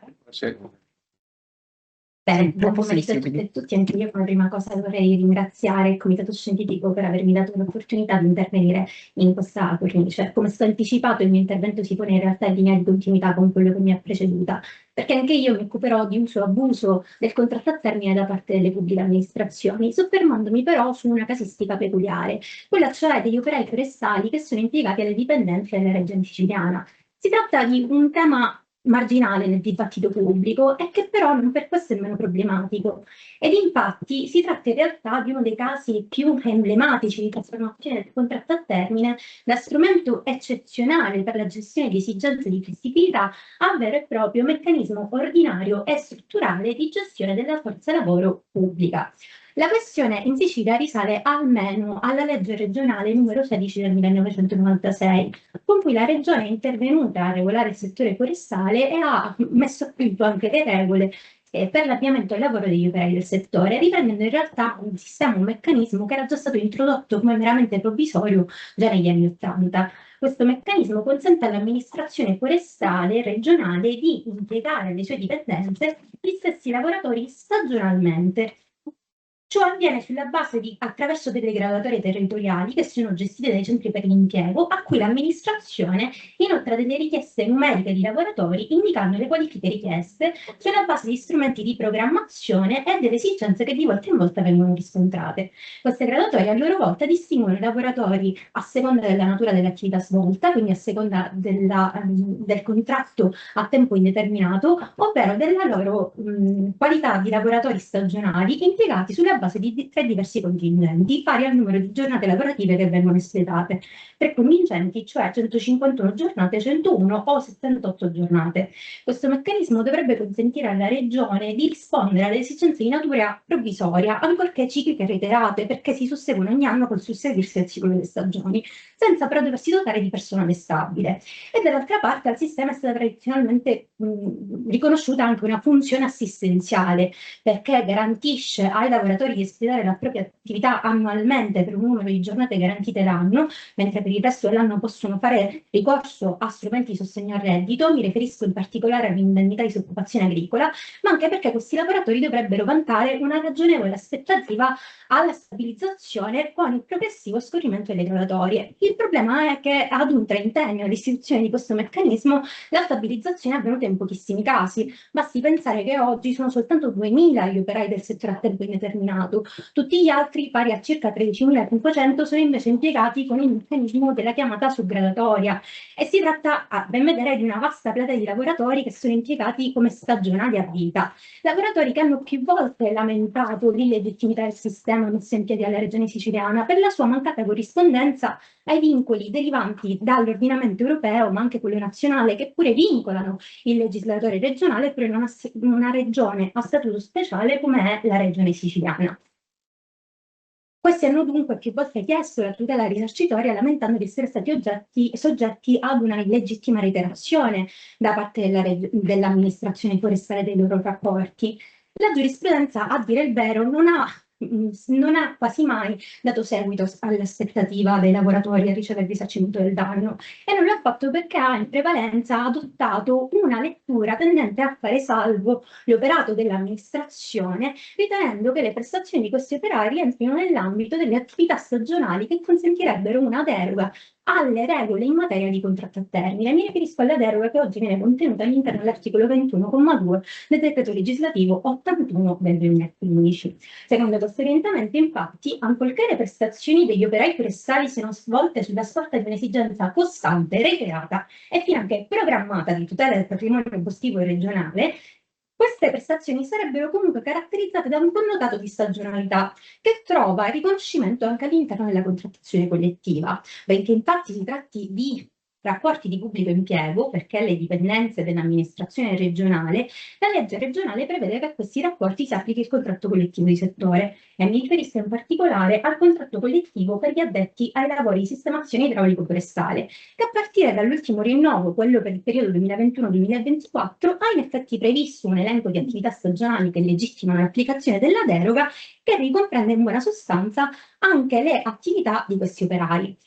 Questo elenco ha consentito alla giurisprudenza di ritenere legittimi questi rapporti sin dalla data iniziale di stipula, solo che il contratto collettivo è appunto un contratto collettivo del 2021-2024. La giurisprudenza in tal senso ha sostenuto che il contratto collettivo altro non abbia fatto che prendere atto di un connotato di stagionalità intrinseco a questi rapporti. Ora, è chiaro che si tratta di un'interpretazione che non può che sollevare perplessità, eppure si tratta dell'interpretazione che si è attestata come maggioritaria, soprattutto dopo che sulla questione è intervenuta anche la Commissione europea. Commissione che nella primavera dell'anno scorso ha sostenuto che la normativa siciliana non ponga problemi di contrasto con i vincoli derivanti dall'ordinamento europeo, perché nel caso di specie esistono degli intervalli fra un contratto e l'altro e dunque non siamo di fronte a rapporti successivi.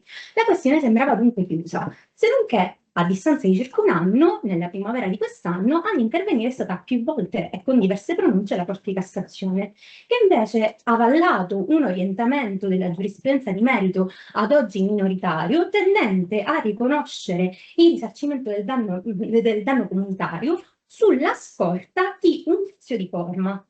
Cioè, in buona sostanza, di anno in anno nei rapporti fra gli operatori forestali, gli operai forestali e la pubblica amministrazione non vi sarebbe un contratto dotato di forma scritta. Di conseguenza, per la Cassazione, vi sarebbe un vizio di forma riguardante una serie reiterata di contratti che impedisce in radice di verificare il carattere della stagionalità, ma anche la piena corrispondenza di questo sistema ai requisiti che vengono previsti dall'ordinamento nazionale.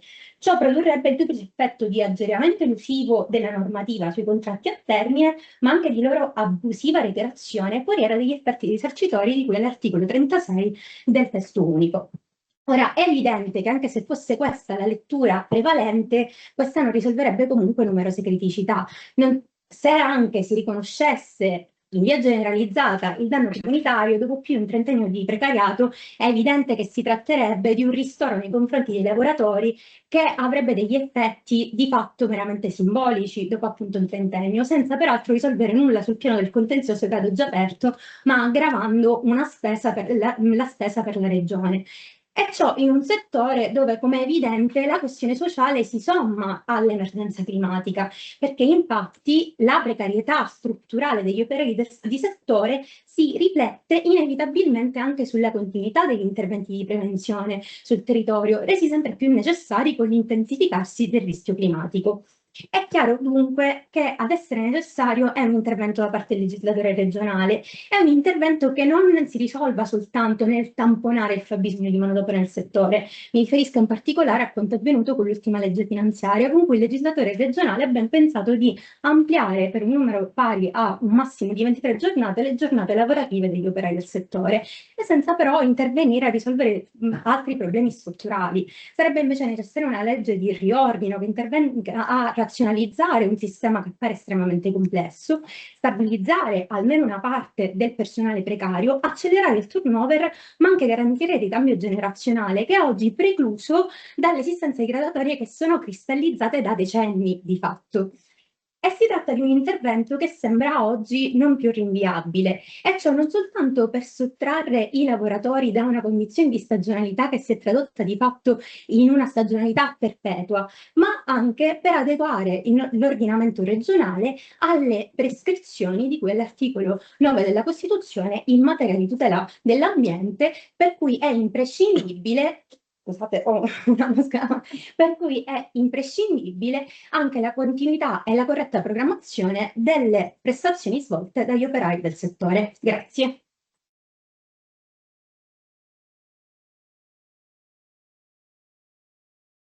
Grazie alla dottoressa Rita Della Costa, sia per essere riuscita a farci trascorrere davanti agli occhi 30 anni di abusi in pochi minuti, ed è stato uno sforzo importante, sia per averci ricordato che non c'è più la mezza stagione, men che meno nel diritto del lavoro della perpetua emergenza, e questa crasi fra l'emergenza occupazionale e l'emergenza ambientale è emersa benissimo. Grazie davvero per questa ricostruzione. Passiamo alla seconda track, per la seconda traccia della call. Abbiamo la dottoressa Ilaria Purificato, assegnista di ricerca in diritto del lavoro nell'Università di Modena e Reggio Emilia, che affronta il tema della partecipazione, contrattazione collettiva e governance della flessibilità. Entriamo nel tema della partecipazione, che era uno dei temi di cui abbiamo discusso anche oggi, uno dei temi fondamentali di questa annata di CLIP, e ci focalizziamo su un tema che piace molto, come si è capito, al professor Boscati, che è il tema del lavoro a distanza. È meglio questo? Buon pomeriggio a tutte e a tutti. Mi unisco ai sentiti e copiosi ringraziamenti alla professoressa Zilli, al professor Boscati, al comitato scientifico e al comitato selezionatore per l'opportunità di partecipare a un appuntamento così rilevante come i seminari di CLIP. Proverò a restituire nei minuti a mia disposizione i tratti essenziali del contributo che ho proposto, che si interroga, come anticipato anche dalla professoressa Zilli, sul ruolo della partecipazione sindacale nella definizione della flessibilità organizzativa, assumendo come osservatorio privilegiato il lavoro a distanza. La scelta di partire dal tema del lavoro a distanza non dipende solamente, non tanto dalla sua evidente attualità, ma dipende soprattutto dal fatto che gli istituti ad esso connessi consentono di osservare con nitidezza una tensione che si osserva anche più generalmente all'interno del lavoro pubblico privatizzato, e che in parte che è appunto emersa anche nelle relazioni del primo panel, e cioè la tensione tra la titolarità datoriale del potere organizzativo che resta in capo all'amministrazione e la necessità che alcune scelte organizzative, perché incidono concretamente sulle condizioni di lavoro, siano rese conoscibili, discutibili e in alcuni casi negoziabili. Quali attività possono essere svolte da remoto, quali processi devono essere ripensati, quali forme di coordinamento e di controllo devono essere adottate, sono tutte decisioni che, pur nascendo come decisioni organizzative, producono degli effetti immediati sul rapporto di lavoro, cioè incidono sulla concreta possibilità del lavoratore e della lavoratrice di accedere alla flessibilità, incidono anche sull'intensità di poter fruire di questa flessibilità, sulle priorità di accesso, sulla conciliazione, sul benessere organizzativo e non da ultimo sull'equità interna all'amministrazione. E qui si colloca la domanda centrale del mio contributo, e cioè, quando una scelta organizzativa diventa anche una scelta distributiva, quale spazio può o deve avere la partecipazione sindacale? La risposta muove da un dato noto ma decisivo, cioè che nel settore pubblico privatizzato l'organizzazione non è interamente disponibile appunto per la contrattazione, e questo è emerso già nella prima parte di questo appuntamento. Il dato normativo ha nel tempo mostrato un andamento oliva rispetto ai rapporti tra la fonte legale, l'autonomia collettiva e le prerogative datoriali, e per quello che è il quadro normativo attualmente vigente, gli articoli 5 al comma 2 e l'articolo 40 del decreto legislativo 165 del 2001 da una parte mantengono ferma la titolarità datoriale delle scelte organizzative, ma dall'altra l'articolo 9 e l'articolo 44 riaprono uno spazio alla partecipazione, affidando alla contrattazione collettiva nazionale la disciplina degli istituti partecipativi. Il punto quindi qui è capire attraverso quali forme il potere organizzativo, laddove incide, come detto in precedenza, sulle condizioni di lavoro, possa essere reso appunto conoscibile, discusso e controllabile. Ora, come ho evidenziato anche nel contributo, Se da una parte il disegno normativo appare lineare e chiaro, questa distinzione tra partecipazione e contrattazione sul piano pratico risulta esposta a dei possibili sconfinamenti, soprattutto a livello decentrato. E questa costruzione emerge poi anche nella contrattazione collettiva nazionale, dove quando si fa riferimento alle relazioni sindacali si presentano due piani distinti, anche se poi intrecciati sul piano operativo, che sono appunto la partecipazione e la contrattazione integrativa. E i contratti di comparto in questo, soffermandoci appunto sulla partecipazione, descrivono 3 strumenti appunto che sono già emersi, l'informazione, il confronto e gli organismi paritetici per l'innovazione. Si tratta evidentemente di strumenti diversi sia per intensità che per funzione svolta, e proprio questa diversità funzionale emerge con nitidezza e con evidenza nella disciplina del lavoro a distanza. Infatti dallo studio delle ultime 3 tornate contrattuali, in particolare 2016, 2018, 2019, 2021 e 2022, 2024, sempre circoscrivendo appunto l'analisi al lavoro a distanza, e per quanto riguarda in particolare i comparti funzioni centrali, funzioni locali e istruzione e ricerca, si coglie una traiettoria, a mio avviso, chiara, che tende verso una regolazione scomposta. Infatti nella tornata 2016-2018 il lavoro agile compare ancora in una dimensione essenzialmente sperimentale, non è oggetto di una disciplina compiuta, ma viene richiamato appunto negli organismi paritetici per l'innovazione o in dichiarazioni congiunte, e questa è una collocazione alla fine coerente con quella che era la fase storica in cui il lavoro agile era percepito come uno strumento di innovazione più che come un istituto stabilmente inserito all'interno dell'organizzazione ordinaria.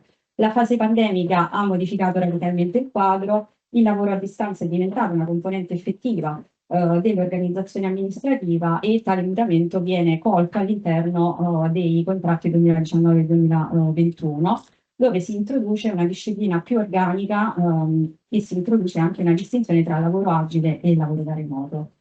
Sul piano delle relazioni sindacali, qui il dato più rilevante è che i profili centrali dell'istituto vengono collocati nell'area del confronto, quindi i criteri generali delle modalità attuative, l'individuazione delle attività remotizzabili e in alcuni comparti anche i criteri di priorità per l'accesso appunto vengono devoluti al confronto, che svolge quindi una funzione di cerniera.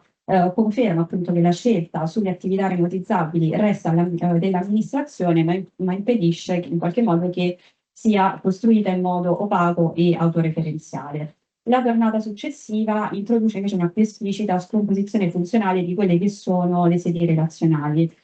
I profili organizzativi generali, quindi la mappatura dei processi, le attività remotizzabili, le modalità attuative, restano affidati al confronto, mentre i profili distributivi, quindi i criteri di priorità per l'accesso, le ipotesi di ampliamento delle giornate lavorabili a distanza, vengono invece attratti nella contrattazione integrativa.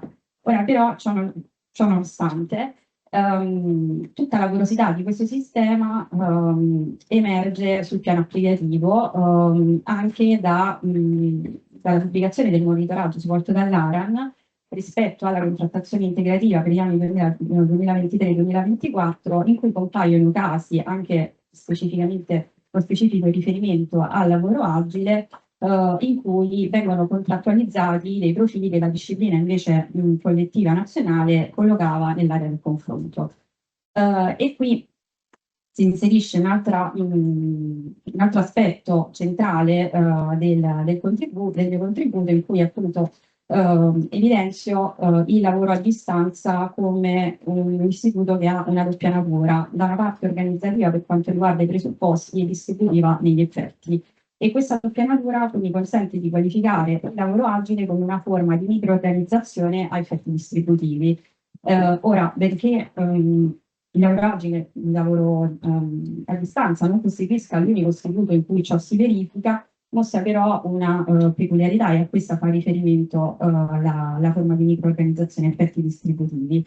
E questo ciò vale a dire che l'accesso non dipende soltanto dalla volontà del singolo o dell'amministrazione, né soltanto da una condizione personale che viene ritenuta meritevole di tutela dalla legge, ma è mediata da un filtro organizzativo, vale a dire che la verifica dell'attività che deve essere svolta sia compatibile con la prestazione da remoto, e questo è evidente che è un filtro comunque non neutrale rispetto all'accesso a questo strumento.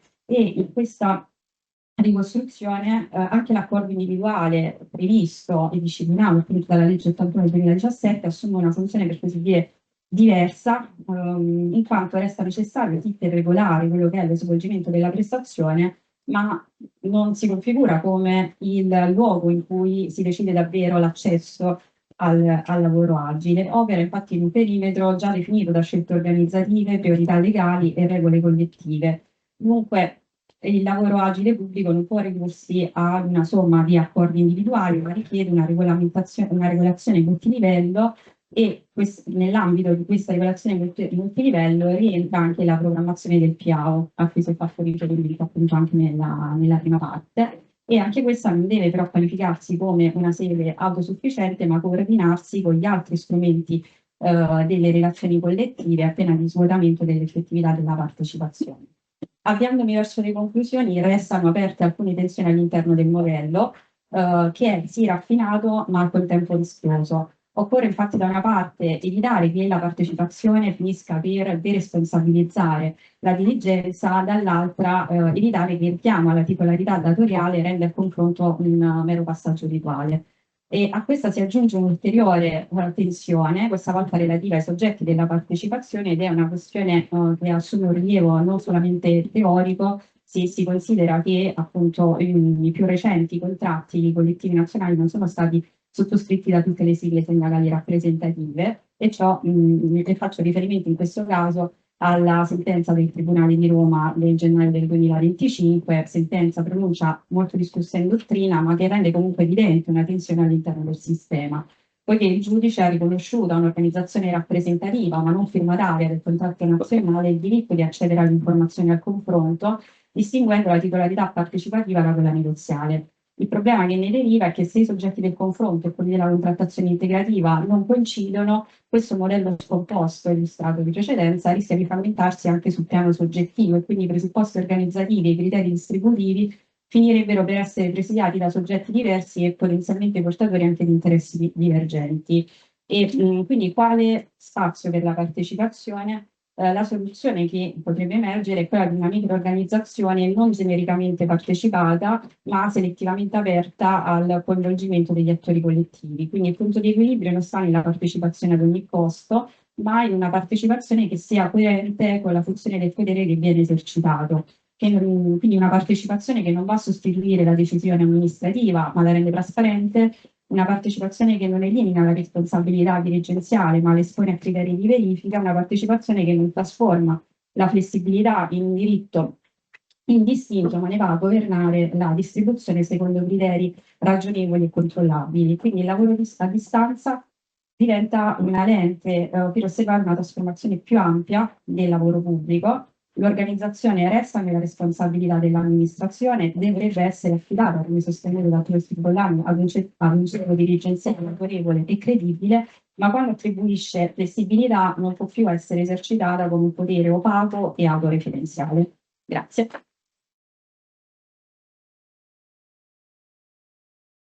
Grazie alla dottoressa Purificato.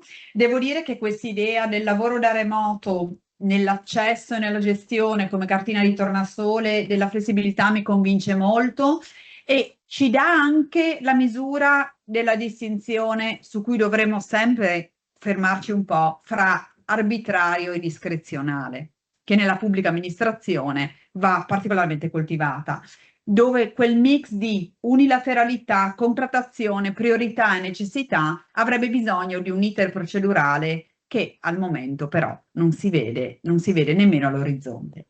Faccio posto alla dottoressa Matilde Biagiotti, borsista in diritto del lavoro all'Università del Piemonte Orientale, che affronta la nostra terza traccia, flessibilità, inclusione e benessere della persona che lavora. E devo dire, continuiamo sul tema della necessità di bilanciare questioni personali e questioni professionali. Il professor Bollani ci ha ricordato che quelle professionali varrebbero piuttosto rispetto a quelle personali. E andiamo a parlare di tempo di lavoro nella pubblica amministrazione fra parità di genere e nuovi profili organizzativi. pomeriggio a tutte e tutti. Grazie innanzitutto al comitato scientifico, alla professoressa Zilli e al professor Boscati per l'opportunità. E come appunto appena introdotto dalla professoressa, il discorso, il tema contributo che presento oggi riguarda il rapporto tra tempo di lavoro, parità di genere e nuovi modelli organizzativi all'interno della pubblica amministrazione. La ricerca parte da un dato di fatto, un dato statistico, ovvero quello che la parità di genere nel mercato del lavoro italiano è ancora strettamente connessa a una questione di tempo. Questo perché statisticamente il lavoro di cura e familiare non retribuito grava ancora pesantemente sulle spalle delle donne, incidendo quindi sulla loro partecipazione al mercato del lavoro e sulle loro opportunità di carriera. In questa prospettiva il tempo di lavoro assume e diventa una variabile cruciale. Questo perché ormai il nuovo paradigma della flessibilità e della conciliazione vita-lavoro è quella della flessibilità dell'orario di lavoro, che permette quindi a lavoratori e a lavoratrici di intervenire maggiormente sulla programmabilità e sull'organizzazione quindi del tempo di lavoro e del proprio orario di lavoro. La pubblica amministrazione è un contesto interessante di analisi della tematica perché è un settore a maggioranza femminile, come ci dicono i dati, è un settore però condizionato da una forte segregazione verticale. Questo perché gli uomini, i lavoratori uomini, possiedono ancora oggi statisticamente più probabilità di ricoprire ruoli dirigenziali.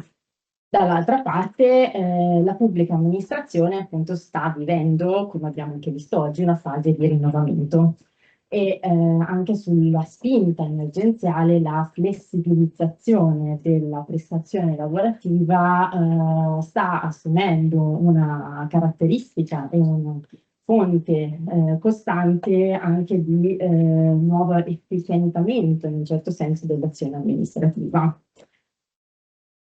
Considerato quindi il contesto appena descritto, il mio contributo ha principalmente analizzato la questione della flessibilità dell'orario di lavoro come strumento utile a perseguire due obiettivi diversi ma connessi. Da una parte la conciliazione vita-lavoro nella prospettiva dell'eguaglianza di genere, dall'altra parte invece la flessibilità come appunto modello di innovazione dell'organizzazione dell'attività amministrativa. Questo perché gli studi della letteratura sociologica, economica, ci dimostra che la flessibilità ha la capacità di incidere positivamente sulla continuità occupazionale delle donne, così come incentivare il passaggio dal part-time al full-time, così come incentivare i lavoratori uomini a fare uso delle misure di flessibilità anche a scopo conciliativo, non solo di formazione. Dall'altra parte, per l'amministrazione ci sono dei benefici che derivano da una maggior qualità delle prestazioni lavorative, benefici legati a un maggior benessere organizzativo, collettivo, individuale e benefici che derivano dall'attrattività del pubblico impiego verso personale giovane e qualificato. Quindi flessibilità oraria, parità di genere, innovazione organizzativa e gestione delle risorse umane sono obiettivi interconnessi, spesso legati a interventi sulla microorganizzazione delle amministrazioni.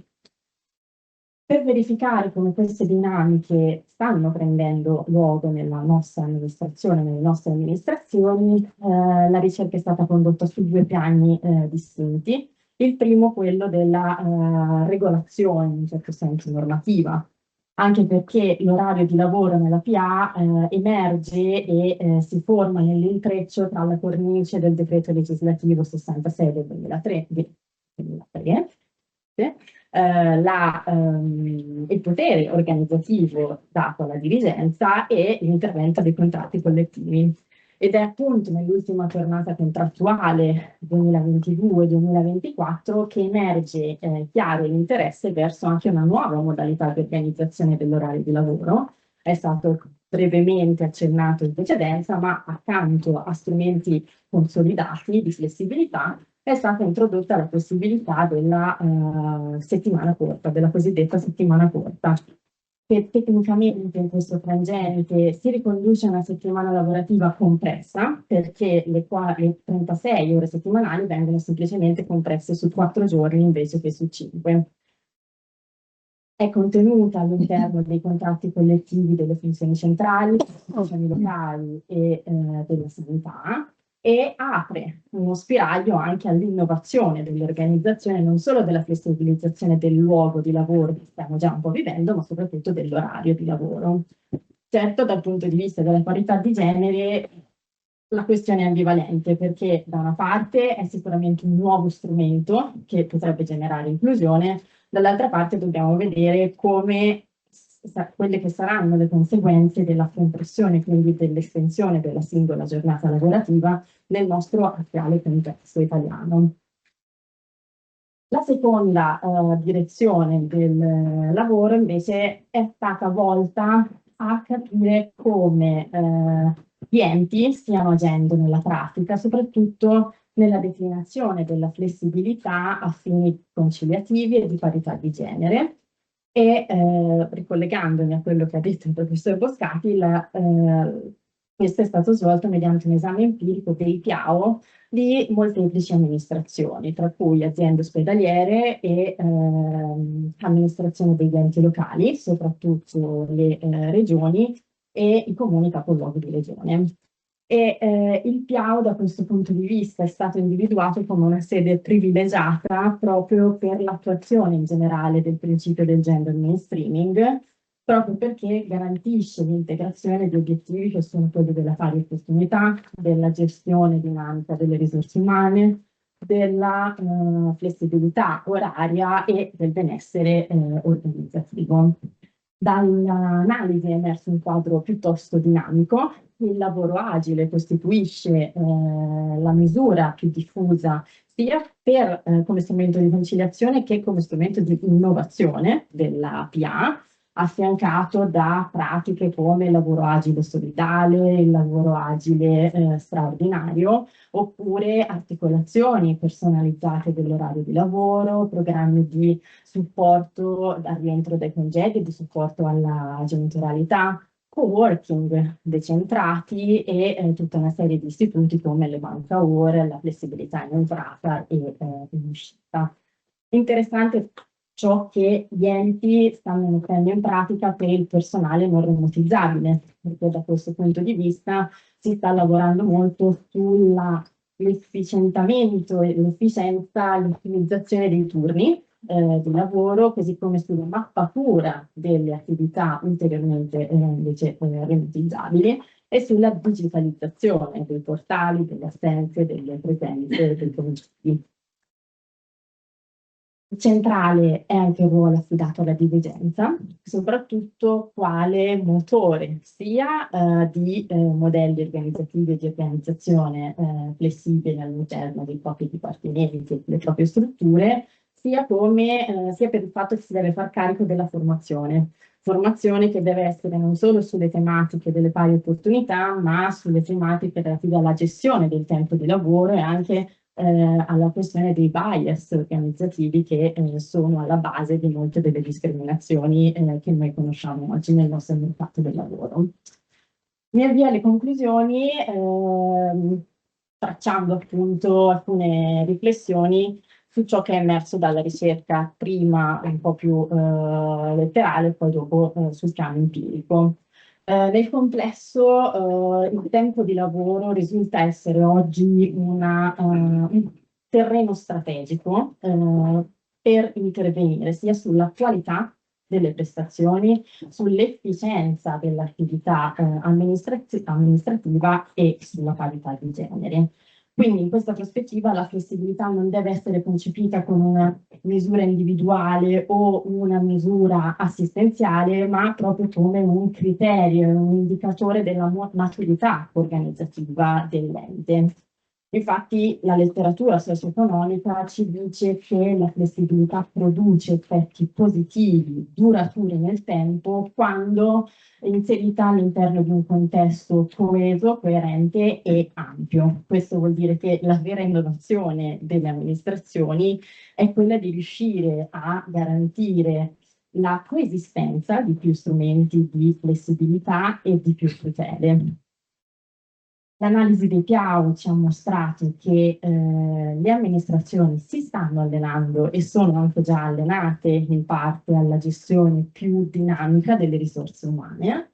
Ci dice che però affinché questa tendenza e la flessibilità e anche dei nuovi modelli organizzativi possa effettivamente prendere campo, sono necessarie alcune condizioni abilitanti, tra cui un sistema di lavoro per obiettivi, corredato anche da sistemi di valutazione delle performance che siano però coerenti con il contesto specifico in cui vengono inseriti, una dirigenza proattiva e valutabile anche sulla base degli obiettivi di pari opportunità, benessere e innovazione organizzativa, una formazione strategica e diffusa di dirigenza e di dipendenti pubblici e infine canali di ascolto sia delle esigenze di lavoratori che dell'utenza e monitoraggio precedente e successivo agli mutamenti organizzativi.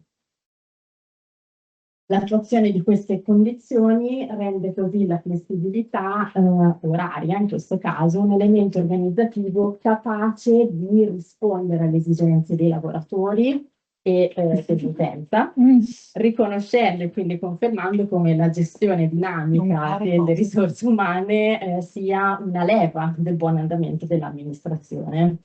E non solo, la varietà degli strumenti che abbiamo a disposizione ci permette di gestire la flessibilità sulla base delle specificità dimensionali e funzionali di ciascun ente. In questo modo, e il professor Buscati ha quasi replicato le mie conclusioni finali, rafforziamo la capacità. Però lui le aveva lette. Lui le aveva lette. Rafforza così la capacità dell'amministrazione di rispondere ai bisogni e a richieste diverse e diversificate dell'utenza e dei dipendenti. Grazie.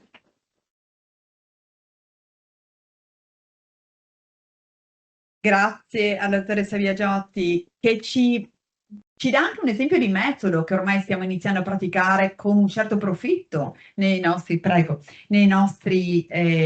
studi giuridici, quello della ricerca anche empirica, e che è un ottimo volano poi per riportare i nostri ragionamenti alle pubbliche amministrazioni. Ricordo che tutti questi seminari, 50 di clip, sono online su Play Uniud, iniziativa pandemica della professoressa Brollo e del Laboratorio Lavoro, che trova oggi una grande continuità e direi un certo successo sul canale YouTube dell'Ateneo Udinese, e anche grazie e faccio un ringraziamento alla dottoressa Sveva Gregori che se ne occupa dal punto di vista tecnico-materiale.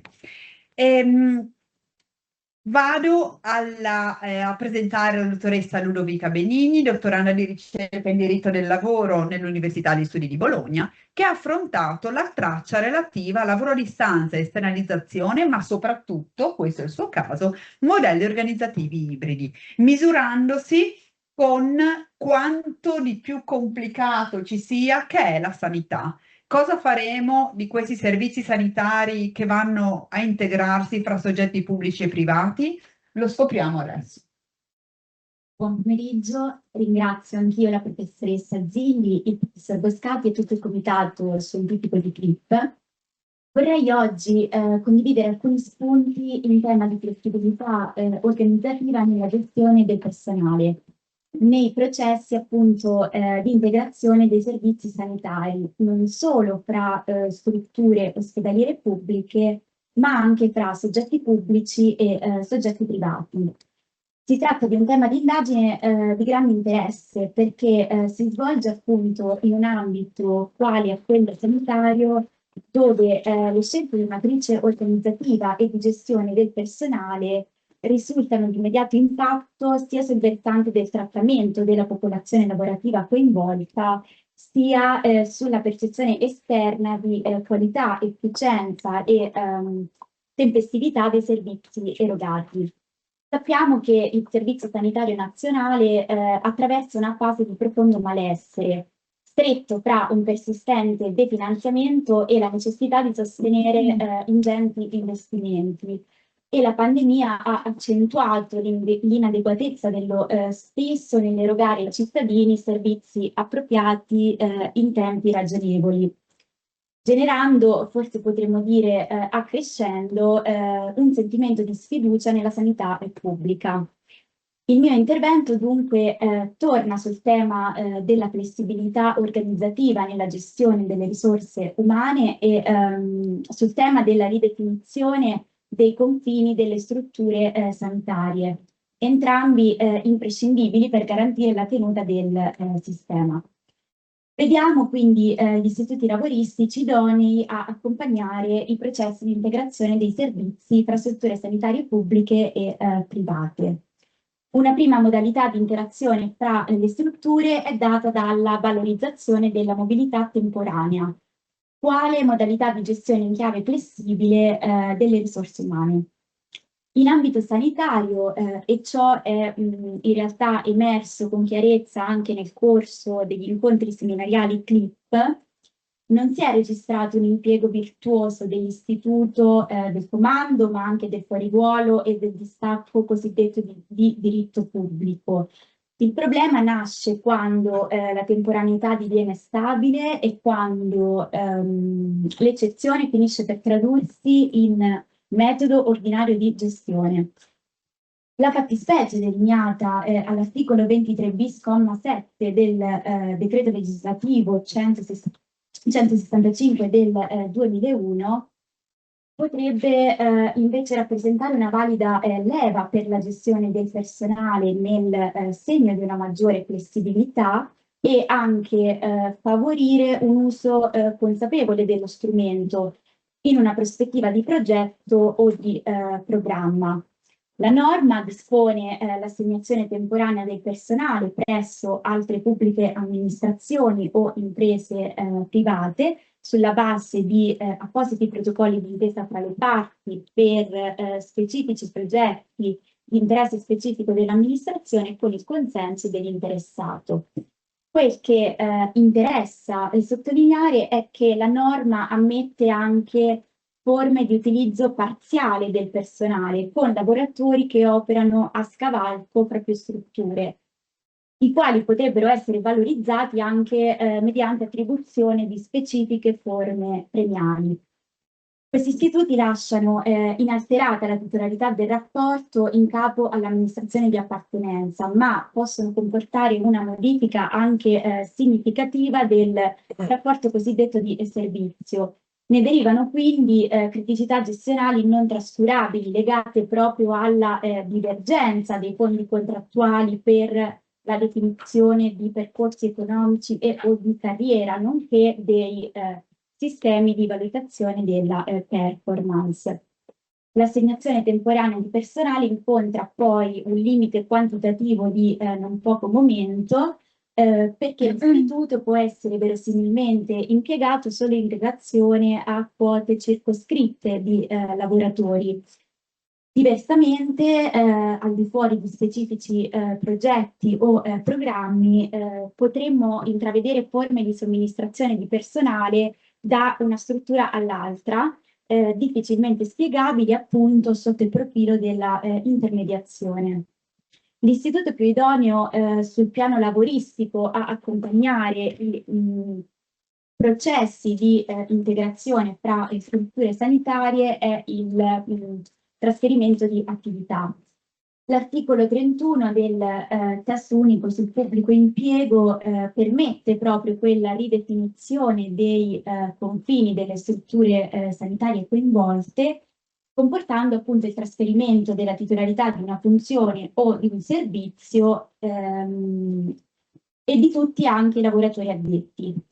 Il livello di flessibilità organizzativa che tale istituto attribuisce, quindi a mio avviso è massimo, perché il trasferimento può avvenire non solo nei confronti di soggetti pubblici, ma anche verso soggetti di natura privata, e ancora massima flessibilità organizzativa perché il soggetto giuridico cessionario del servizio potrebbe anche coincidere con una nuova azienda istituita ad hoc, la quale ad esempio accolga le varie porzioni di attività cedute dalle altre strutture sanitarie. Rispetto agli istituti poc'anzi esaminati, l'articolo 31 presenta aspetti positivi, perché i trattamenti economici del personale insistono sui fondi della medesima azienda cessionaria e sono alimentati dal medesimo sistema di valutazione della performance. Permangono criticità in relazione al trattamento differenziato da riservare ai lavoratori trasferiti. Si tratta di un profilo particolarmente delicato che renderebbe auspicabile il ricorso a specifici accordi volti proprio a facilitare l'inserimento dei dipendenti nella nuova struttura, cosiddetta contrattazione collettiva di ingresso. Comunque nel passaggio di funzioni tra soggetti pubblici restano criticità poiché il trasferimento di attività non è materia per il CCNL di contrattazione integrativa. Veniamo ora al nodo più critico, l'esternalizzazione dei servizi a soggetti privati e la conseguente revalorizzazione. Le strutture del Servizio Sanitario Nazionale possono trasferire le proprie attività anche a società a partecipazione pubblica, soprattutto in-house, o a fondazioni di partecipazione. Soggetti giuridici cosiddetti ibridi, ove coesistono profili di matrice pubblicistica e privatistica, che si caratterizzano però per una maggiore snellezza e semplicità di struttura, che potrebbe renderli anche più agevoli da amministrare. Le vicende di esternalizzazione, come sappiamo, presentano problemi dal punto di vista della tutela dei lavoratori coinvolti quando l'operazione cessa di essere a senso unico e l'amministrazione decide di tornare sui suoi passi reinternalizzando l'attività. Infatti ogni ipotesi di reinternalizzazione si scontra anzitutto con il limite invalicabile del vincolo del concorso per l'accesso all'impiego nelle pubbliche amministrazioni, che anche il professor Boscati ha appunto ricordato come invalicabile. E inoltre l'articolo 19,8 del testo unico sul pubblico impiego sottopone a vincoli stringenti il riassorbimento da parte della pubblica amministrazione di unità di personale già sue dipendenti a tempo indeterminato e trasferite e transitate alle dipendenze della società. Qui possono sorgere dei problemi di compatibilità con quanto disposto in materia di trasferimento di azienda dal diritto eurounitario. Dinanzi a una legge che quindi non sembra porre al centro la tutela occupazionale, ogni scelta di esternalizzazione dovrebbe contenere una valutazione preventiva delle sorti del personale in caso di rientro appunto dell'attività nella sfera pubblica. Avviandoci alle conclusioni, è emerso che ciascuno degli istituti esaminati presenta delle criticità applicative. Criticità la cui causa va ricercata in un ordinamento laboristico costruito sull'unicità della figura datoriale. Ciò mal si coincidia con le nuove esigenze del Servizio Sanitario Nazionale, per cui sarebbe auspicabile un'apertura dell'ordinamento lavoristico stesso a forme di codatorialità anche nel lavoro pubblico. Concludo con un accenno all'articolo 8 bis del decreto legislativo numero 288 del 2003, per come introdotto dal recentissimo decreto legislativo numero 67 del 2026 di riordino alla disciplina degli istituti di ricovero e cura a carattere scientifico cosiddetti IRCS, a integrazione del decreto legislativo 200 del 2022, dove si prevede appunto la costituzione di reti di ricerca IRCS dotate di personalità giuridica e aperte alla partecipazione degli enti del Servizio Sanitario Nazionale. La norma potrebbe quindi consentire proprio per il tramite della rete un governo comune del personale degli enti afferenti alla stessa, con piena possibilità di utilizzo dei lavoratori per le tematiche appunto oggetto della rete. Si tratta però questa di una prospettiva di codatorialità nel pubblico impiego che è tutta da studiare e implementare. Vi ringrazio per l'attenzione. Grazie alla dottoressa Ludovica Benigni. Io apprezzo molto questa idea della integrazione come strutturalità, cioè che questa scelta di guardare a un'integrazione pubblico-privato nella rete e nel contratto di rete della PA sanitaria possa essere un'opportunità. C'è una novità legislativa, qualcuno dovrà studiarla a questo punto. Bene, andiamo all'ultimo, come si dice, ma non ultimo intervento, però gioca in casa. Il dottor Gabriele Franco, dottorando di ricerca in diritto per l'innovazione e lo spazio giuridico europeo dell'Università di Udine, che affronta l'ultima traccia, intelligenza artificiale, dati e decisioni automatizzate nelle amministrazioni pubbliche. E proviamo a sentire qualcosa di AI Act e pubblico impiego. Grazie Gabriele. Grazie, io ringrazio il comitato scientifico, ringrazio la professoressa Zilli per aver organizzato l'ennesimo appuntamento altamente formativo ed eduttivo. Mi ha quasi bloccato la battuta di apertura perché non vorrei scomodare Matteo 26, gli ultimi saranno i primi ultimi, perché questo vorrebbe dire dare un valore troppo alto al mio intervento. Forse potrei scomodare il proverbio medievale che richiama Ovidio, e cioè finis corona topus, e quindi la fine dell'opera e il suo completamento. Per alcune interpretazioni però è anche il premio della fatica. Io non mi permetto di essere io stesso il premio della vostra fatica di essere stati qua tutto il giorno, ma proverò a lasciare qualcosa. E il primo premio... Apprezzo solo che non dica last but not least che abbiamo scoperto essere una fiction dell'inglese, perché ovviamente non lo dice nessuno se non gli italiani. Grazie. Quindi sarebbe stato tema fake news e quindi perfettamente in linea. Ecco. Quello che cercherò di fare è portare però un ambito ulteriore di riflessione, che credo che possa essere anche una chiave richiamata già dai primi interventi introduttivi di questa mattina, e che è affrontare un tema che è sotto traccia in tantissime delle relazioni che sono state affrontate oggi, che è quello dell'intelligenza artificiale. Sappiamo benissimo, abbiamo consapevolezza, e non devo essere io qua a riportarvi quelli che sono i possibili impatti in termini di opportunità e rischi dell'intelligenza artificiale nel contesto pubblico, nello specifico nel contesto del pubblico impiego, migliore efficienza interna da parte delle pubbliche amministrazioni nelle relazioni con i dipendenti, con le organizzazioni, migliore efficienza esterna rispetto ai servizi per i cittadini, ai rapporti con le imprese. Assieme al mondo delle opportunità abbiamo naturalmente da affrontare il tema dei rischi, e quindi tutta una serie di problematiche legate a trasparenza, spiegabilità, rischio di discriminazione, e abbiamo tutte quante le sentenze nazionali e sovranazionali che già iniziano a affrontare questi temi.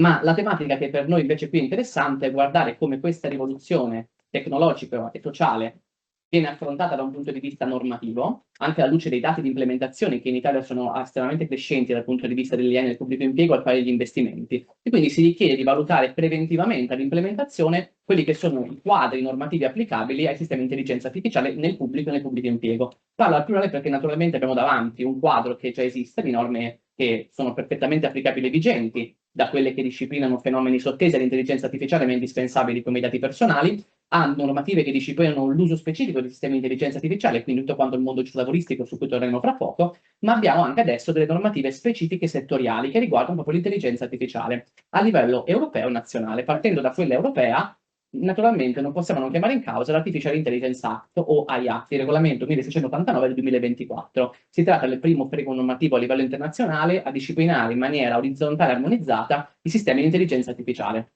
Questo vuol dire che l'AI Act, a differenza di tantissime altre normative che già esistono a livello nazionale, dagli Stati Uniti alla Cina, al Regno Unito, all'India, al Brasile, disciplinano cioè l'intelligenza artificiale in quanto corpus normativo autonomo, senza cioè disciplinare lo specifico ambito di applicazione. Questo in sostanza vuol dire che l'AI Act si applica a prescindere dal posto, dal luogo, dalla finalità per il quale il sistema di intelligenza artificiale viene utilizzato. vedremo subito che la declinazione operativa della legge, cioè l'approccio basato sul rischio, declina poi il peso e la rilevanza degli obblighi e dei requisiti a seconda del settore utilizzato, ma in generale si tratta di una norma orizzontale, da qui lo slogan la prima legge al mondo sull'AI, non è la prima a livello cronologico, ma è la prima di questo tipo, orizzontale.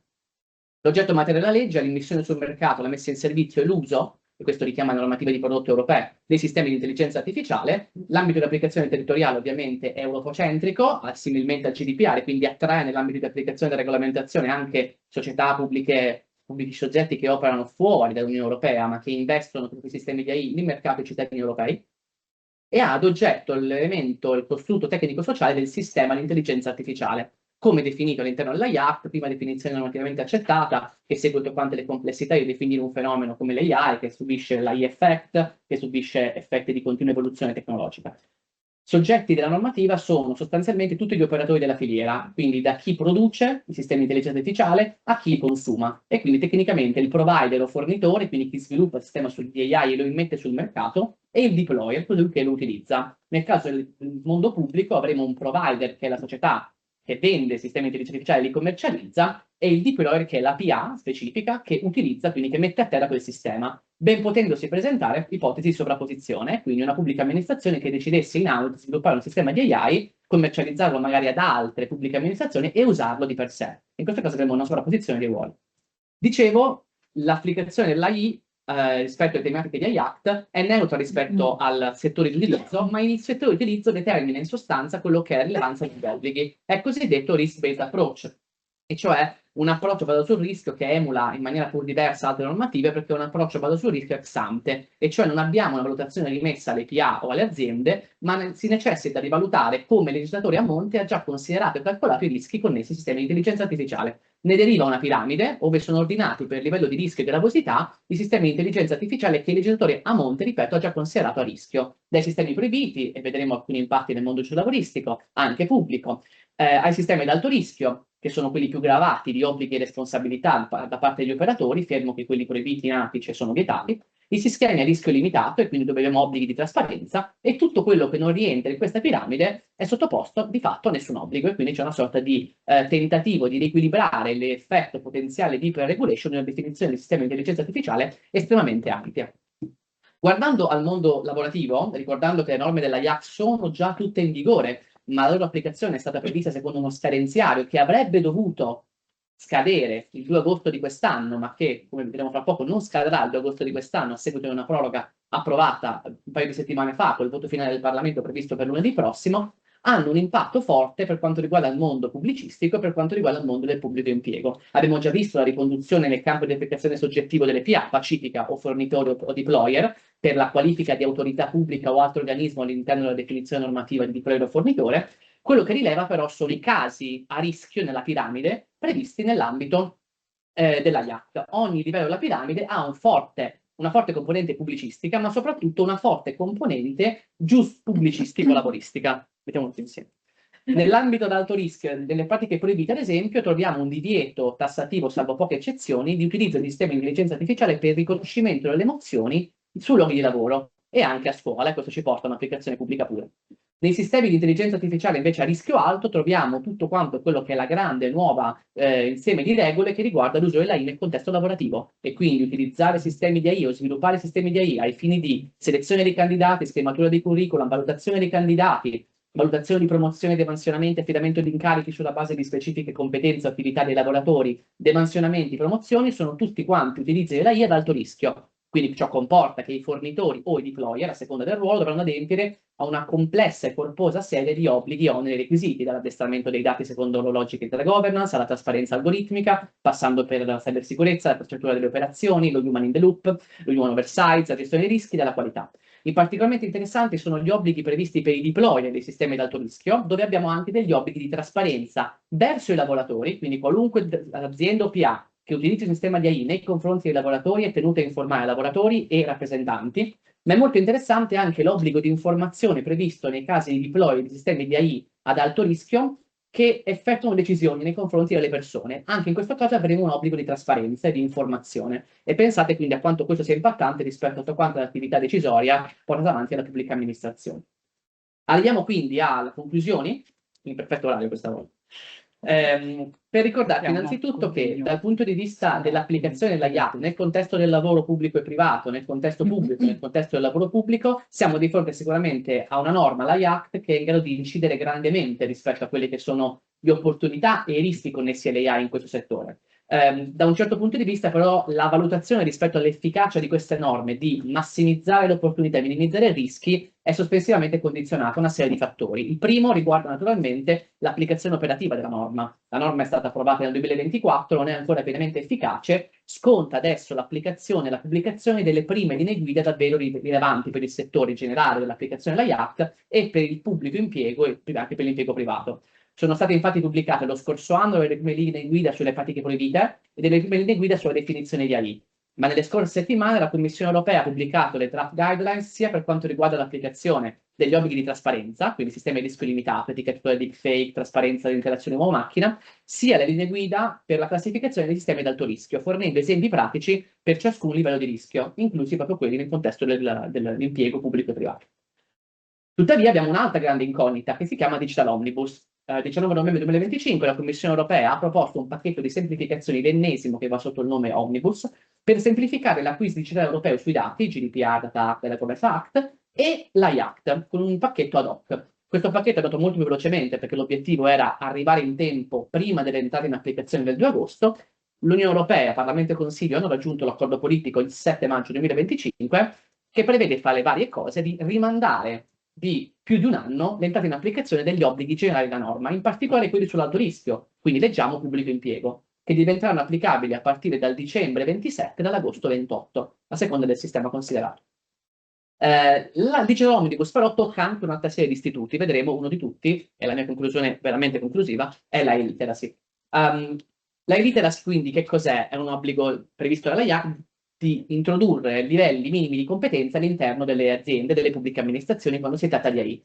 La e-literacy ci permette infatti di aprire il tema delle competenze, che è una delle altre grandi aree che ci permetterà di capire quanto l'AI potrà essere davvero un'opportunità e quanto potrà non essere un rischio. Fermo che assieme a verificare gli atti di esecuzione di cui vi dicevo, a verificare l'applicazione dell'Omnibus di cui dicevo, c'è anche un tema di sovrapposizione e interpretazione di norme che possono confliggere o possono essere complementari sia a livello europeo, pensiamo alle intersezioni AIAC GDPR, ma pensiamo anche alle intersezioni a livello nazionale, fra legge 132 del 2025, quindi la legge italiana sull'intelligenza artificiale, letta attraverso le maglie dello Statuto dei lavoratori, oppure attraverso le maglie delle novità introdotte in tema di trasparenza nel contesto lavorativo dal decreto trasparenza e poi dal decreto lavoro. Ma tornando alle competenze, per verificare anche, al di là dell'applicazione delle norme, quanto poi l'AI potrà avere effettivamente un vantaggio nella gestione del pubblico impiego e delle relazioni cittadini con le pubbliche amministrazioni, il tema delle competenze è sicuramente pivotale.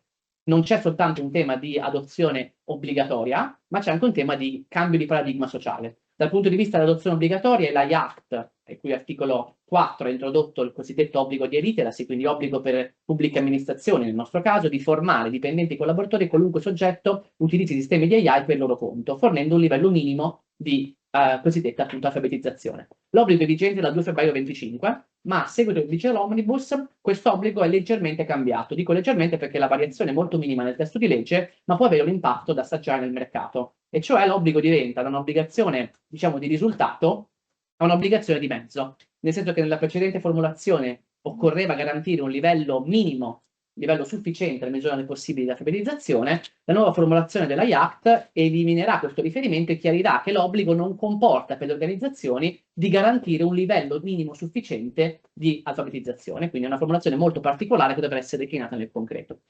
Ma al di là di tutto questo, il tema della formazione rimane essenziale anche rispetto a questioni di trasformazione digitale delle pubbliche amministrazioni, abbattimento dei limiti legati all'opzione delle AI anche rispetto alle politiche di genere e di conseguenza quindi oltre a guardare come la IACT declinerà in concreto questo obbligo di e-literacy è necessario intervenire a più livelli nelle pubbliche amministrazioni e più in generale nel comparto sociale per garantire l'aumento di formazione di competenze sulle AI anche in termini di riconversione nel mercato del lavoro. Io vi ringrazio per il tempo e spero di essere stato la vostra fine. Grazie al dottor Franco che sta per avere una brutta sorpresa. Grazie a tutte e a tutti per aver resistito fino qui e grazie a chi ci sta seguendo da remoto. andiamo a fare quello che facciamo online, sempre le conclusioni delle conclusioni, perché me la sono andata a cercare. Però congratularmi con le 6 relazioni. Abbiamo molte cose da dire prima. Congratulazioni ai nostri relatori. Prego, professore Boscati. No, basta, questo volevo dire. No, No. adesso però ti congratuli compiutamente. No, voglio dire, sono molto, molto contento come funziona. Sono così. Esprimo la mia soddisfazione, i miei rallegramenti per le 6 relazioni dei giovani, che sono tutte di altissimo livello e non ho null'altro da raggiungere. Alla Biagiotti, alla quale ho copiato le conclusioni, per questo voglio dire... E che elegantemente però l'ha detto. Però per il resto, voglio dire, semplicemente questo, e credo che insomma dai giovani tanti idee sono uscite, riflessione così trasversale extra litteram, cioè ricollegandomi al convegno Adidas, cioè il super individuale collettivo, l'interesse non solo del lavoratore, sta venendo fuori a 360 gradi.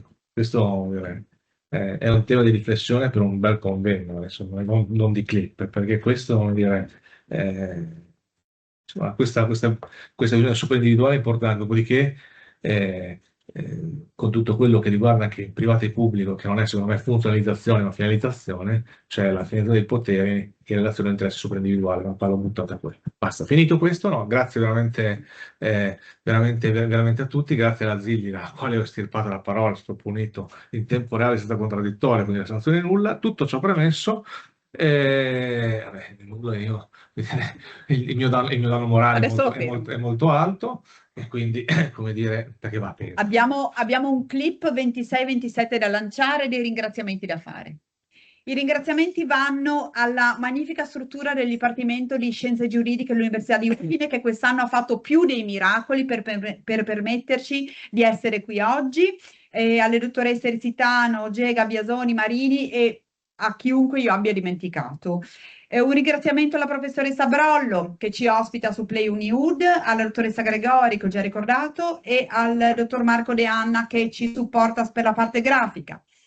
Un ringraziamento mio personalissimo ai dottori De Falco e Pezzini, plurimamente citati sempre durante il clip, che come avete visto mi supportano anche nella parte materiale di questo evento. Dobbiamo occuparci di clip 26-27. Allora, sono passati 5 anni in un momento e ricordo quando ho mandato una mail al professor Boscati, a cui davo ancora del lei, dicendo ci sarebbe una cosa che si potrebbe fare online mentre siamo in pandemia.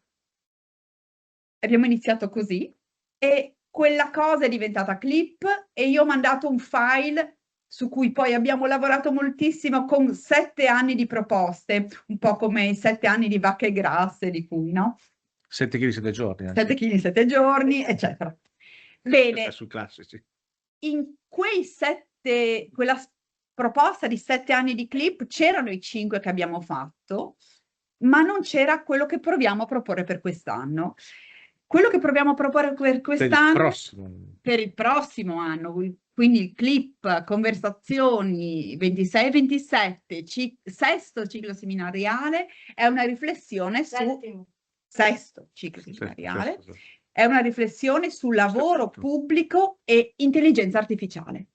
Abbiamo provato a buttare giù un piano e ci piace molto l'idea di misurarci con un tema nuovo. Ho guardato di nuovo il dottor Franco, a cui piacerà molto meno, perché ha capito che avrà molto da lavorare. Che cosa abbiamo pensato? È una grande opportunità, una grande Franco, opportunità. E lui sta cogliendo fin da adesso, vero? Bravo. Lo vedo scappare però.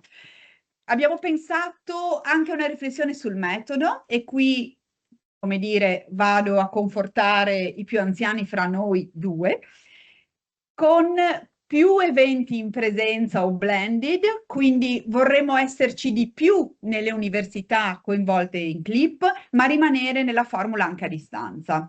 E poi vorremmo più dialogo col settore privato, perché ormai l'abbiamo sentito in questi 5 anni, c'è una sempre più forte ibridazione, sempre più forti scambi fra pubblico e privato e vogliamo provare a coltivarli. E ci vediamo il 13 ottobre online e inizieremo il nostro percorso sul lavoro pubblico e intelligenza artificiale. Professore Boscati, se vuoi salutare lo puoi fare. Ringrazio per averci la parola, quindi posso parlare 2 secondi, no, fare le battute.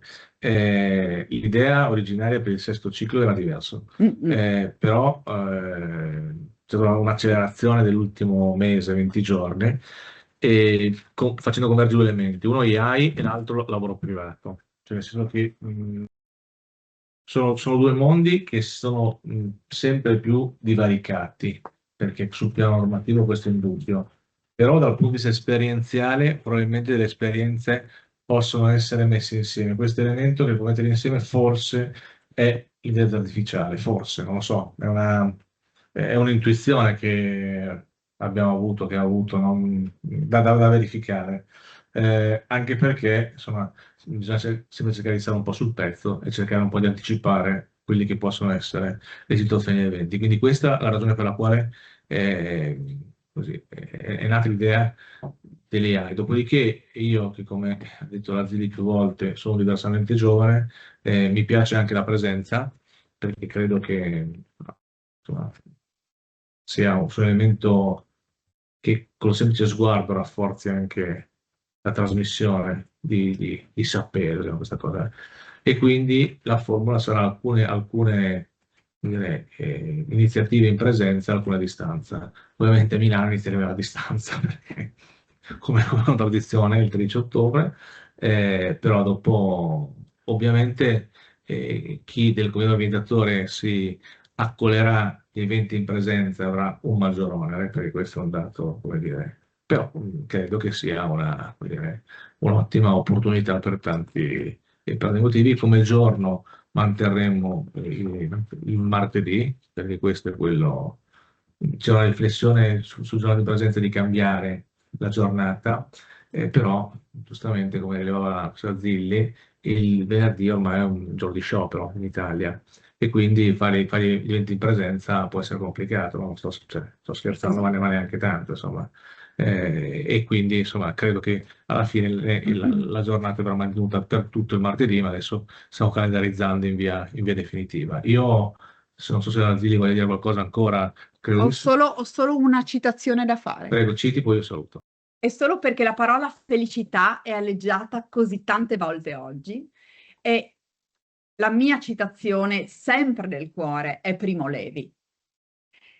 Salvo rari istanti prodigiosi, l'amare il proprio lavoro costituisce la migliore approssimazione concreta alla felicità sulla terra. Clip è sia amare il proprio lavoro che uno di quegli istanti prodigiosi, per il quale io vi ringrazio.